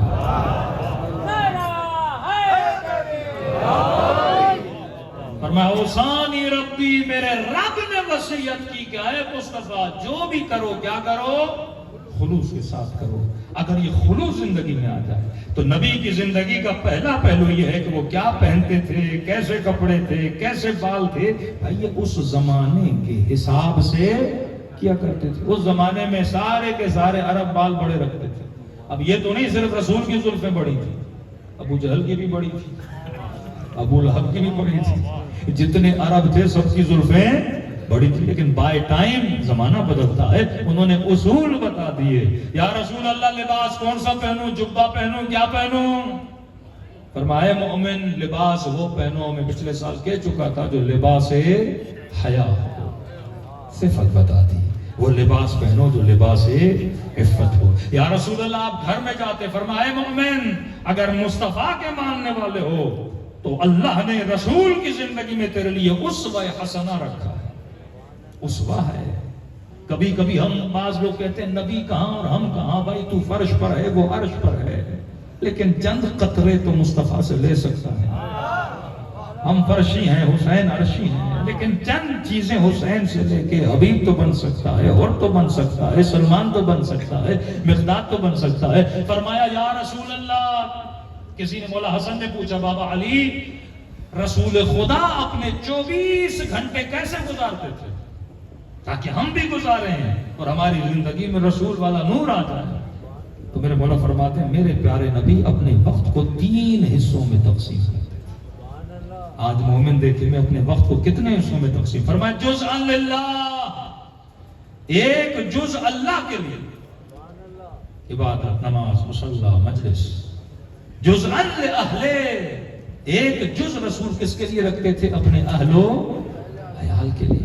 بیوی کو ٹائم دیتے تھے، بچوں کو ٹائم دیتے تھے. یہاں تک فرماتے ہیں عطر بیچنے والی عورت، نبی کو عطر بڑا پسند تھا. عطر بیچنے والی عورت جب گھر آتی تھی، غالباً حالہ نام تھا اس کا، تو نبی بیٹھ کے اس سے بھی باتیں کرتے تھے. آج کتنا بکا، کتنا کمایا، اپنا عطر چیک کرا. یعنی اپنے پڑوسیوں سے بھی نبی کیا کرتے تھے؟ باتیں کرتے تھے. جزءا للہ، اپنے 24 گھنٹوں کا ایک حصہ اللہ کے لیے رکھو. جزءا لأہلِ، اپنے 24 گھنٹوں کا ایک حصہ اپنی اولاد، اپنی بیوی، اپنے دوستوں کے لیے رکھو. تیسرا جز جزءا لنفسہ، ایک جز کس کے لیے رکھو؟ اپنی ذات کے لیے. 10 جوان رسول خدا کے زمانے میں چلے گئے، گھروں کا دروازہ بند کر دیا، کہنے لگے نہ شادی کریں گے، نہ کام کریں گے، نہ دنیا کے کاموں میں مشغول ہوں گے. یا رسول اللہ صبح سے شام تک نمازیں پڑھیں گے، روزے رکھیں گے. نبی نے کہا خبردار جو ایسا کرے وہ مصطفیٰ کی سیرت پہ چلنے والا نہیں ہے. ان 10 جوانوں کو بلایا کہ میں نے شادی بھی کی ہے، میں کھانا بھی کھاتا ہوں، میں سیر و تفریح کے لیے بھی جاتا ہوں، میں مسجد میں اللہ کی عبادت کے لیے بھی جاتا ہوں. کہ زندگی میں کیا ہونا چاہیے؟ تعادل ہونا چاہیے. اب معاشرے میں جو لوگ ہیں وہ بھی 2-3 طرح کے لوگ ہیں. ایک حصہ اہل بیت کیا پہنتے تھے، کیا کھاتے تھے، کیا پیتے تھے. ایک حصہ جو نبی نے اصول بتائے. تیسرا حصہ رسول کی زندگی کا، رسول کے معجزے جو منبر سے بیان کرتے ہیں. شق القمر کیا، چاند کے 2 ٹکڑے کر دیے. کنکریوں کو ہاتھ پہ لیا، کنکریوں نے بولنا شروع کر دیا. ان 2 حصوں کا میری زندگی سے لینا دینا نہیں ہے. امیر المومنین نے اپنی ٹھوکر سے مردے کو زندہ کیا، میں مردے کو زندہ کر سکتا ہوں. اہل بیت معصوم تھے، میں معصوم ہو سکتا ہوں. ان کے پاس علم لدنی تھا، میں لے سکتا ہوں. ان کے اوپر جبرائیل نازل ہوتے تھے، رسول گرامی کے اوپر میرے اوپر جبرائیل آ سکتا نہیں. یہ وہ فضیلتیں ہیں جو صرف اور صرف کس کی ہیں؟ رسول کی ہیں. میرے پاس اس کا ذرہ برابر بھی نہیں آ سکتا. نبی کیا پہنتے تھے؟ میں نہ اس زمانے کا کھانا کھا سکتا ہوں، نہ ویسے کپڑے پہن سکتا ہوں. یہ بھی پریکٹیکل میرے لیے نہیں ہے. میری زندگی میں جو مصطفیٰ صلی اللہ علیہ وسلم کا رنگ آ سکتا ہے وہ نبی کے بتائے ہوئے اصول ہیں. اب یہ جو لوگ آتے ہیں نا مجلسوں میں، یہ بھی تین طرح کے ہوتے ہیں. ایک وہ مسلمان جو مسلمان تو ہے پر سیکولر مسلمان ہے، جس میں آپ کے اداکار، آپ کے سنگر، آپ کے سیاستدان کہ رانا ثناء اللہ جائے اور شیطان کو کنکریاں مار دیا. قیامت کے دن بڑے بڑے فاسق، بڑے بڑے فاجر، بڑے بڑے ظالم، زندگیاں رشوتیں اسے اپنی شکم کو بھرنے والے، اور ٹی وی پہ آ کے بولے، کوئی بولے ہم کعبے کی چھت پہ گئے تھے، ہم کعبے کے اندر گئے تھے. اس کعبے کے اندر بت بھی پڑے ہوئے تھے. وہ جسم کعبے کے اندر لے کر جا جس نے کعبے کے رب کی عزت کی. صدام بھی حرم امام حسین میں کئی نمازیں پڑھ کے گیا، ویڈیوز آج تک موجود ہیں. لیکن کہاں صدام کی نماز پڑھنا اور کہاں ایک حسینی کی دو رکعت. یہ چھوڑ دے، ابا کی تعریف کر. ابا نے کیا بولا وہ چھوڑ دے، ابا کیا تھا یہ بتا. جب 1 گھنٹہ مجلس اس پہ پڑھی جائے کہ نبی کی کرامتیں، نبی کے معجزے، نبی کی سادگی، نبی کی غزا، اس پہ مجمع بابا کرے گا. ہم مولا علی اتنے سادہ تھے. بھئی تو کتنا سادہ ہے؟ مولا علی سوکھی روٹی کھاتے تھے، تو نے اتنے سالوں میں کتنی سوکھی روٹیاں کھائی ہیں. مولا علی نے اپنے سفرے کا کباب اٹھا کے فقیر کو دے دیا، تب خدا نے سورہ دہر نازل کیا. تو کتنی خیرات کرتا ہے. تو یہ جو پہلو ہے نا، تیسرا پہلو جو اصول زندگی اہل بیت ہے، جب وہ بیان ہوتا ہے نا، وہ چاہے رسول کا ہو، وہاں پہ مسلمان پریشان ہوتا ہے. نبی کی تعریف کرو کہتا ہے ماشاءاللہ، لیکن یہ کہتے ہیں نا نبی نے کہا فاطمہ بضعۃ منی، میرے جگر کا ٹکڑا ہے. جس نے اس کو غضبناک کیا اس نے مجھے، کہتا یہ نہ سنا کیا کہا تھا، کیا مانگا تھا، کس کی محبت کی ڈیمانڈ کی تھی. تو بس ہمیں مصطفیٰ سنا، مصطفیٰ کے اصول نہ سنا.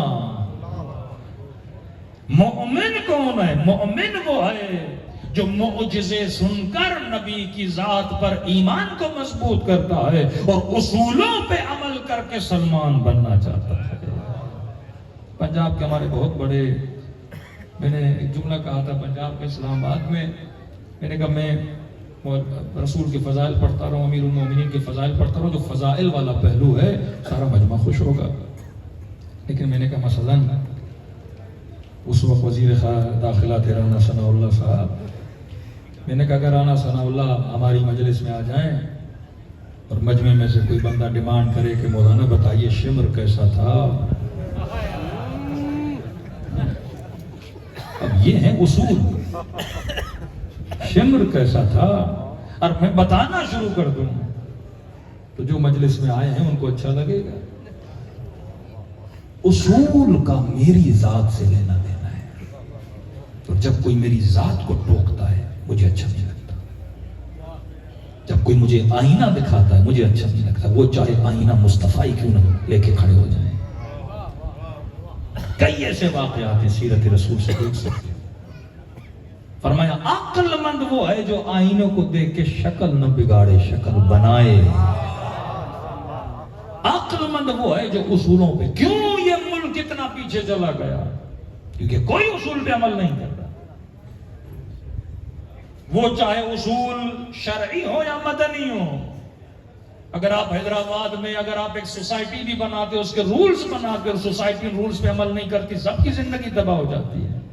اگر آپ ملک میں قانون بناتے ہو، قانون کو توڑتے عمل نہیں کرتے. قانون کیوں بنتا ہے؟ تاکہ زندگی میں کیا آئے؟ نظم پیدا ہو.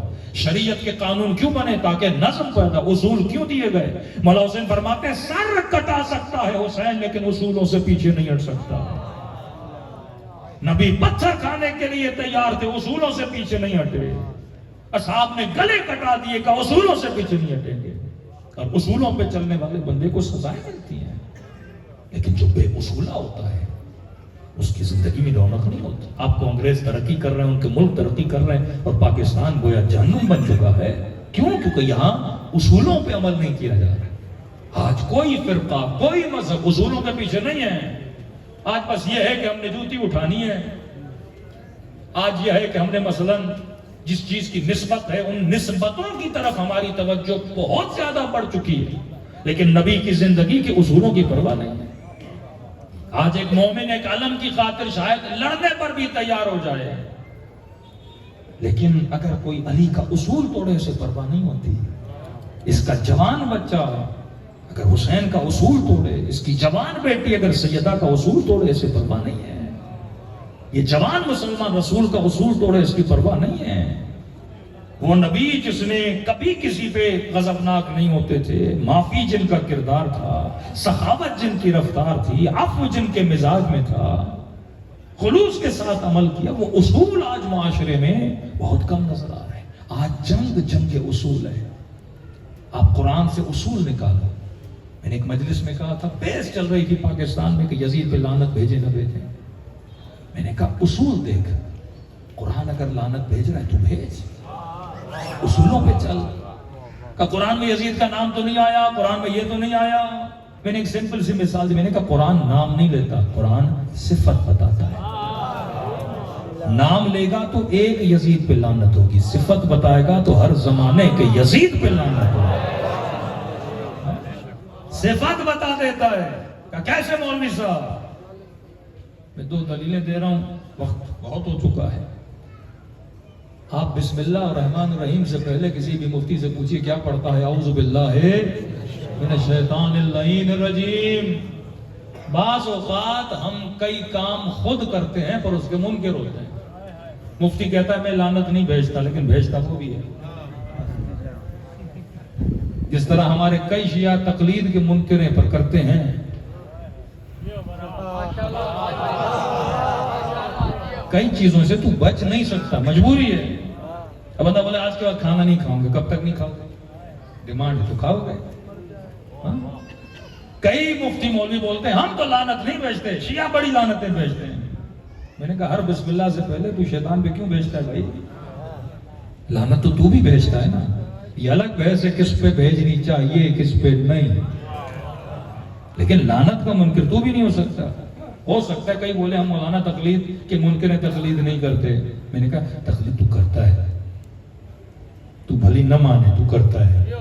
میں نے کہا تو جس کے کہنے پہ نہیں کر رہا اس کی کیا کر رہا ہے؟ جس کے کہنے پہ تو نہیں کر رہا اس کی کیا کر رہا ہے؟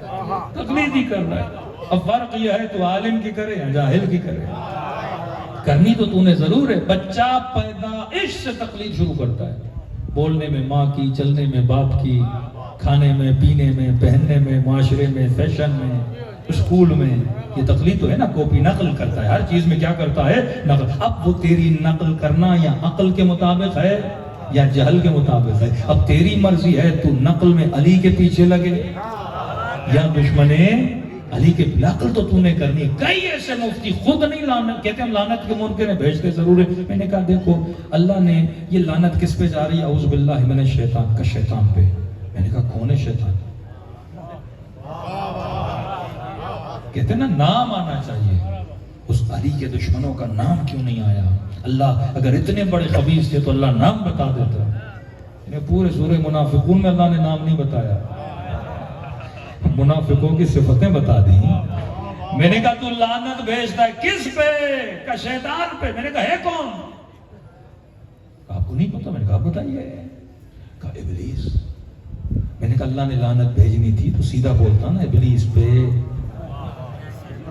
یہ کیوں بولا شیطان پہ؟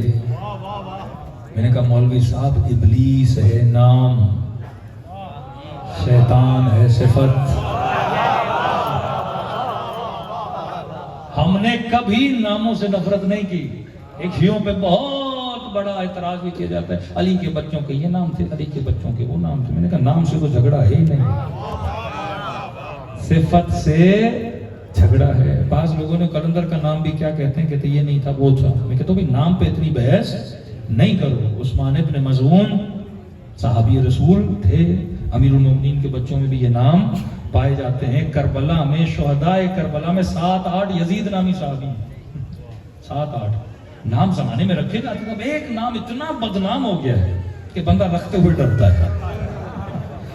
بدنام اتنا ہو گیا نا, اب بندہ اب وہ چاہے اس زمانے کا یزید ہو, مثلا ضیاء الحق نام تو اچھا ہے لیکن اتنا بدنام ہوا تو شیعہ رکھنے سے تھوڑا. عبد الرحمن نام تو اچھا ہے, رحمان کا بندہ, لیکن جب علی کے قاتل کا نام ہو گیا تو بندہ نام رکھنے سے تھوڑا گھبراتا ہے. تو جب معاشرے میں ایک نام بہت بدنام ہو جاتا ہے تو ایک سائیکولوجیکلی بات ہے, بندہ کہتا ہے نام وہ رکھو جو اچھا جانا جائے یا جس کے آنے سے اچھی یادیں آئیں. نام وہ رکھا جاتا ہے. تو میں نے کہا اللہ نے یہ کیوں نہیں کہا ابلیس پہ لعنت ہے, یہ کیوں کہا شیطان پہ؟ میں نے کہا ابلیس ہے نام, شیطان ہے صفت, اور اگر لعنت نام پہ آتی تو ابلیس تک رہتی. اللہ نے کہا مفتی تو جب لعنت بھیجے گا شیطان پہ بھیجے گا تو تا قیامت جس میں شیطان والی صفت ہوگی اس پہ اللہ کی لعنت ہوگی.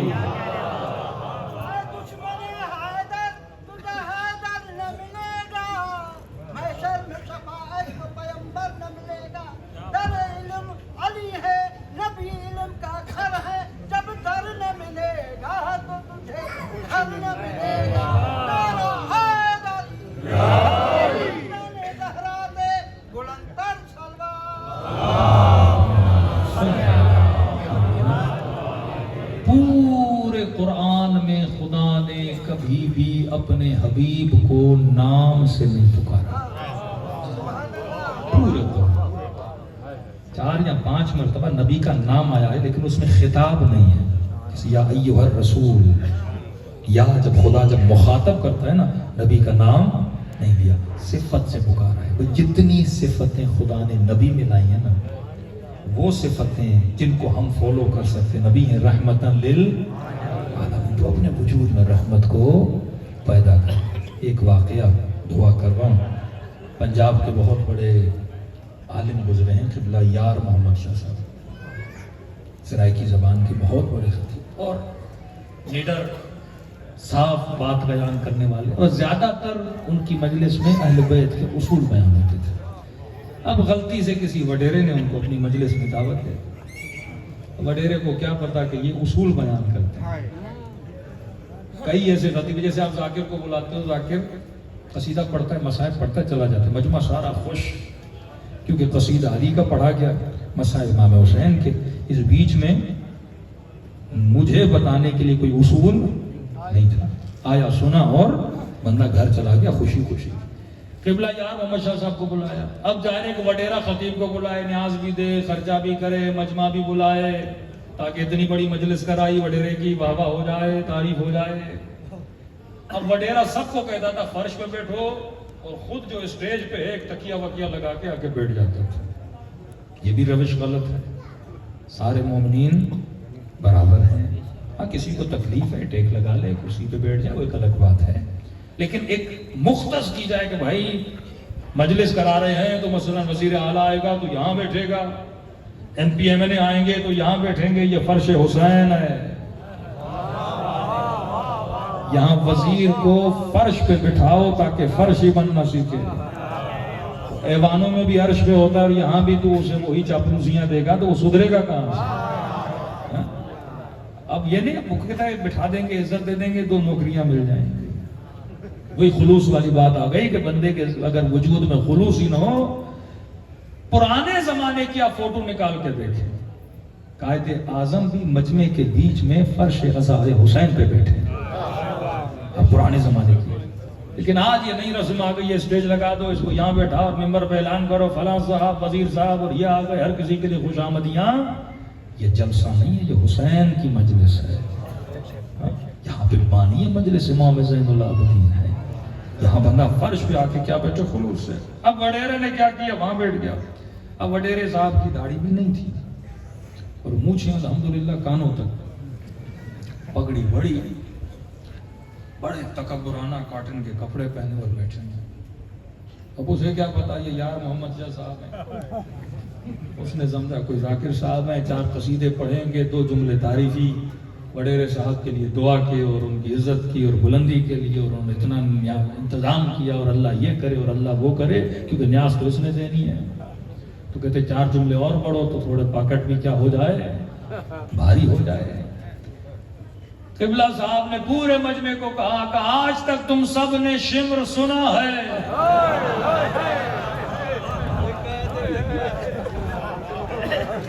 اصول زندگی. ہم شام گئے، ایک مومن شام آیا، قبرستان کا زیارت، کسی نے دور سے کہا وہ یزید کی خبر ہے. دوڑا گیا، 1 لاکھ 2 لاکھ ہیں، ادھر تھوکو ادھر تھوکو. میں نے کہا بڑا آسان ہے مرے ہوئے یزید کو لاتیں مارنا، بڑا آسان ہے.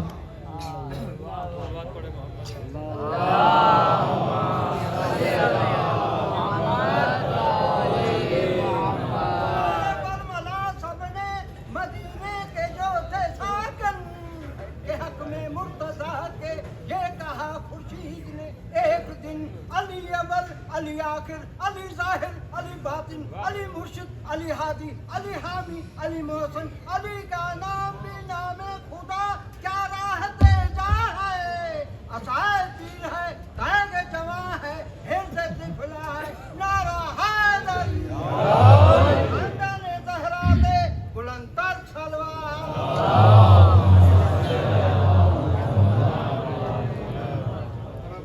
میں نے کہا مرے ہوئے یزید کو لاتے مارنا. میں نے کہا اگر ابھی یہ نکل کے آ جائے، 10 لاکھ کی فوج بھی اس کے ساتھ ہو، میں نے کہا تیری چپل بھی نہیں ملے گی. تبھی خمینی صاحب کہتے تھے مرے ہوئے پر بھی لعنت کرو اور ہمت پیدا کرو، جو آج کا یزید ہے اس پر بھی لعنت کرو. آج کے مسلمان زندہ یزیدوں سے ہاتھ ملانے پہ لگے ہوئے ہیں. ہر کسی کے آس پڑوس میں بھی ایک چھوٹا یزید رہتا ہے، تو بندے کو دیکھنا چاہیے. یزید صفت کا نام ہے، ظالم، جابر، غاصب، شریعت کو پامال کرنے والے، یہ کون سی صفات ہیں؟ یزیدی صفات ہیں. تو قبلہ یاروں صاحب نے کہا تم سب نے شمر سنا. مجمع کو کہا کسی نے شمر دیکھا ہے؟ یہ ہوتی ہے خطرناک پوائنٹ. حکومتیں کہتی ہیں، اقتدار والے کہتے ہیں بیچ یزید پہ لعنت، کہتے ہیں دبا کے بھیج، کوئی پرواہ نہیں. لیکن جب بولو گے نا وقت کے یزید پہ لعنت، ضیاء کہتا تھا یزید پہ بھیجو نا، مجھے کیوں کہتے ہو میں وقت کا یزید ہوں. پھر کیسز، پھر FIR، پھر مومن ادھر بھاگ رہا ہے، کوئی ادھر بھاگ رہا ہے.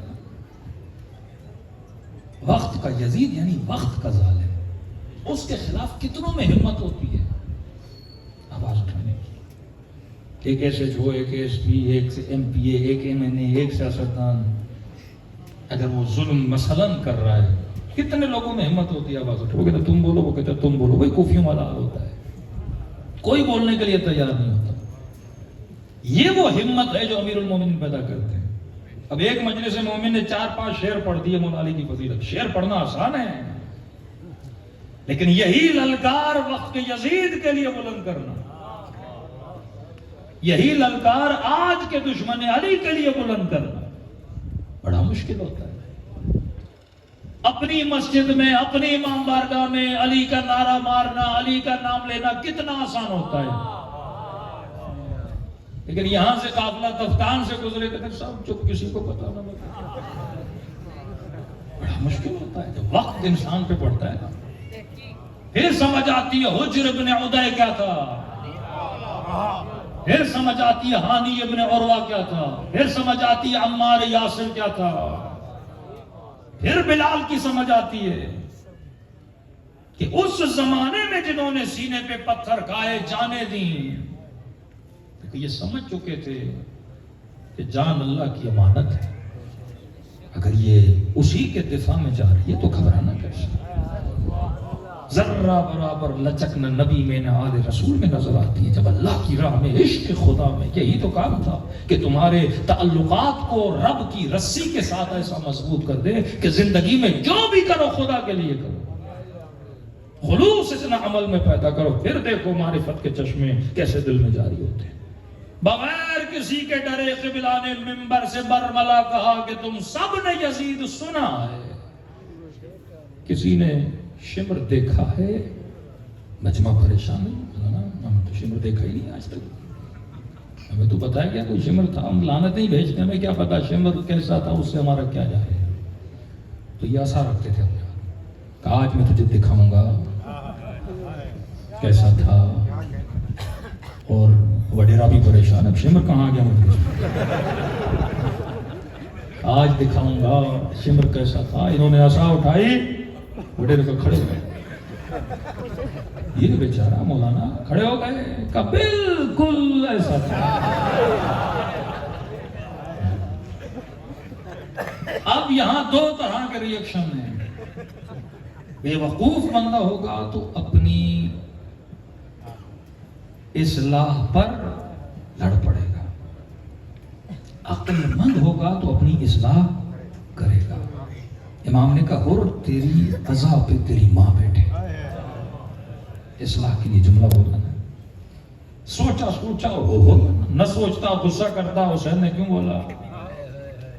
کہتے جیسے بولا بالکل ایسا تھا. پھر کہا یہ اس طرح کپڑے پہنتا تھا, اس طرح گولیاں بناتا تھا, اس کو اللہ نے ہدایت دی. اگلے دن گیا, پگڑی اپنی اتاری, کپڑے سادہ پہنے, اجامے اجا کے پہنے, مونچھیں اس نے چھوٹی کروا دی, وہ جو بار بار تاؤ دینا وہ چھوڑ دیا اس نے, اور سیدھا آیا ممبر پہ لاؤڈ پہ کھڑا ہوا, آنکھوں میں اس کے آنسو, کہنے لگا واللہ مجھے نہیں پتا تھا شمر کیسا ہوتا, اور میں رب کی دربار میں معافی مانگتا ہوں. اب میں حلیہ کردار رفتار ایسی بناؤں گا جیسے میرے حسین کو کیا ہے. یہ ہے اہل بیت کی زندگی کے اصولوں کا پہلو جو بندے کی زندگی ایک رات میں بدل دیتے ہیں. آج معاشرہ دو چیزوں پہ اٹکا ہوا ہے. جھگڑا اس پہ, زلفیں اتنی تھی اور یہ تھا, اور شلوار یہاں تھی اور وہاں تھی. ساری امت اس چکر کے پیچھے لگی ہوئی ہے. لیکن اگر ہم اپنے زمانے کے حساب سے زندگی جئیں, اپنے زمانے کے حساب سے کھانے کپڑے رہن سہن. 2002 میں کیوں ٹی وی پہ ایک بندے نے فون کیا اور لائن پہ مفتی صاحب تھے سعودی عرب کے, کہا مفتی صاحب ڈبل بیڈ پہ سونا حلال ہے یا حرام ہے؟ تب نئے ڈبل بیڈ آئے تھے, پہلے سنگل بیڈ ہوتے. مفتی صاحب نے بہت سوچ کے تفحص اور غور و فکر کر کے بولا نبی کے زمانے میں ڈبل بیڈ نہیں تھا. نبی کے زمانے میں ڈبل بیڈ نہیں تھا, لہذا ڈبل بیڈ پہ سونا بدعت ہے. فضل الرحمان سے کسی نے کہا قبلہ اتنی فتوے دیے کیمرہ بدعت ہے بدعت ہے بدعت ہے, اور اتنے فوٹو نکال رہے ہیں آپ ماشاءاللہ اتنے بڑے بڑے. کہتے کوئی اس زمانے میں کہا تھا, اب اس پہ غور و فکر کرنا پڑے گا. یہ دوری ہے دامن رسول کی اور دامن اہل بیت کی. تو قبلہ قلب صادق صاحب اللہ غریب رحمت کرے کہتے تھے جو مفتی میاں بیوی کو ایک بیڈ پہ نہیں دیکھ سکتا وہ شیعہ سنی کو ساتھ کیسے دیکھ رہا ہے. شکر خدا کریں کہ مکتب علی کے ماننے والے ہو. یہ مکتب عقل کا مکتب ہے. ان چیزوں کے پیچھے نہ لگیں جو صرف ظواہرات ہیں, اصول کو زیادہ اپنائیں. شیعہ کپڑوں سے کم کردار سے زیادہ پہچانا جائے, اصول سے زیادہ. پھر زندگی میں رونق ہے, پھر بڑھاپے میں موت سے بھی نہیں ڈرو گے, خوشی خوشی جان بھی دو گے, کیونکہ پتا ہے کہ میں نے زندگی محمد مصطفیٰ صلی اللہ علیہ وآلہ وسلم کے اصولوں پہ گزاری. پروردگارا بحق محمد و آل محمد اس محفل کو, اس جشن کو اپنی بارگاہ عالی میں قبول فرما. رسول کی نگاہ کرم ہم سب پہ نازل فرما. نبی کی دعاؤں کو ہمارے حق میں قبول فرما، ہماری آنکھوں کو جناب رسول کی زیارت نصیب فرما، ان کے فرزند امام زمانہ کی زیارت نصیب فرما، ان کے ظہور میں تعجیل فرما۔ پروردگارہ جنہوں نے انتظام کیا خلوص کے ساتھ، خدا ان کے خلوص کو اپنی بارگاہ میں قبول فرمائے۔ بحق محمد و آل محمد ہمیں ایسا بنا جیسا رسول ہمیں دیکھنا چاہتے ہیں، کبھی بھی ہمارے ہاتھوں سے دامن رسول آل رسول نہ چھوٹنے دیں۔ پروردگارہ ہمیشہ ان دلوں کو رسول کی محبت سے سرشار فرما، آل رسول کی محبت سے سرشار فرما۔ جو عاشق رسول ہیں خدا ان کو مدینے کی، کربلا کی زیارتوں نصیب فرما، بامعرفت زیارت نصیب فرما۔ جو حج و عمرے کے متمنی انہیں وہ زیارت نصیب فرما۔ جو مومنین گزر چکے ہمارے ساتھ نہیں، ان کے برزخ کے سفر کو آسان فرما۔ جو بیمار ہیں انہیں شفاء کاملہ عاجلہ نصیب فرما۔ جنہوں نے مجھے التماس دعا کا خدایا ان تمام مومنین کی دعاؤں کو اپنی بارگاہ میں قبول فرما۔ اپنے مغفرت کے لیے، دعاؤں کی قبولیت کے لیے، مرحومین کے درجات کی بلندی کے لیے اور امام زمانہ کی سلامتی کے لیے ایک مرتبہ بآواز بلند صلوات پڑھیں۔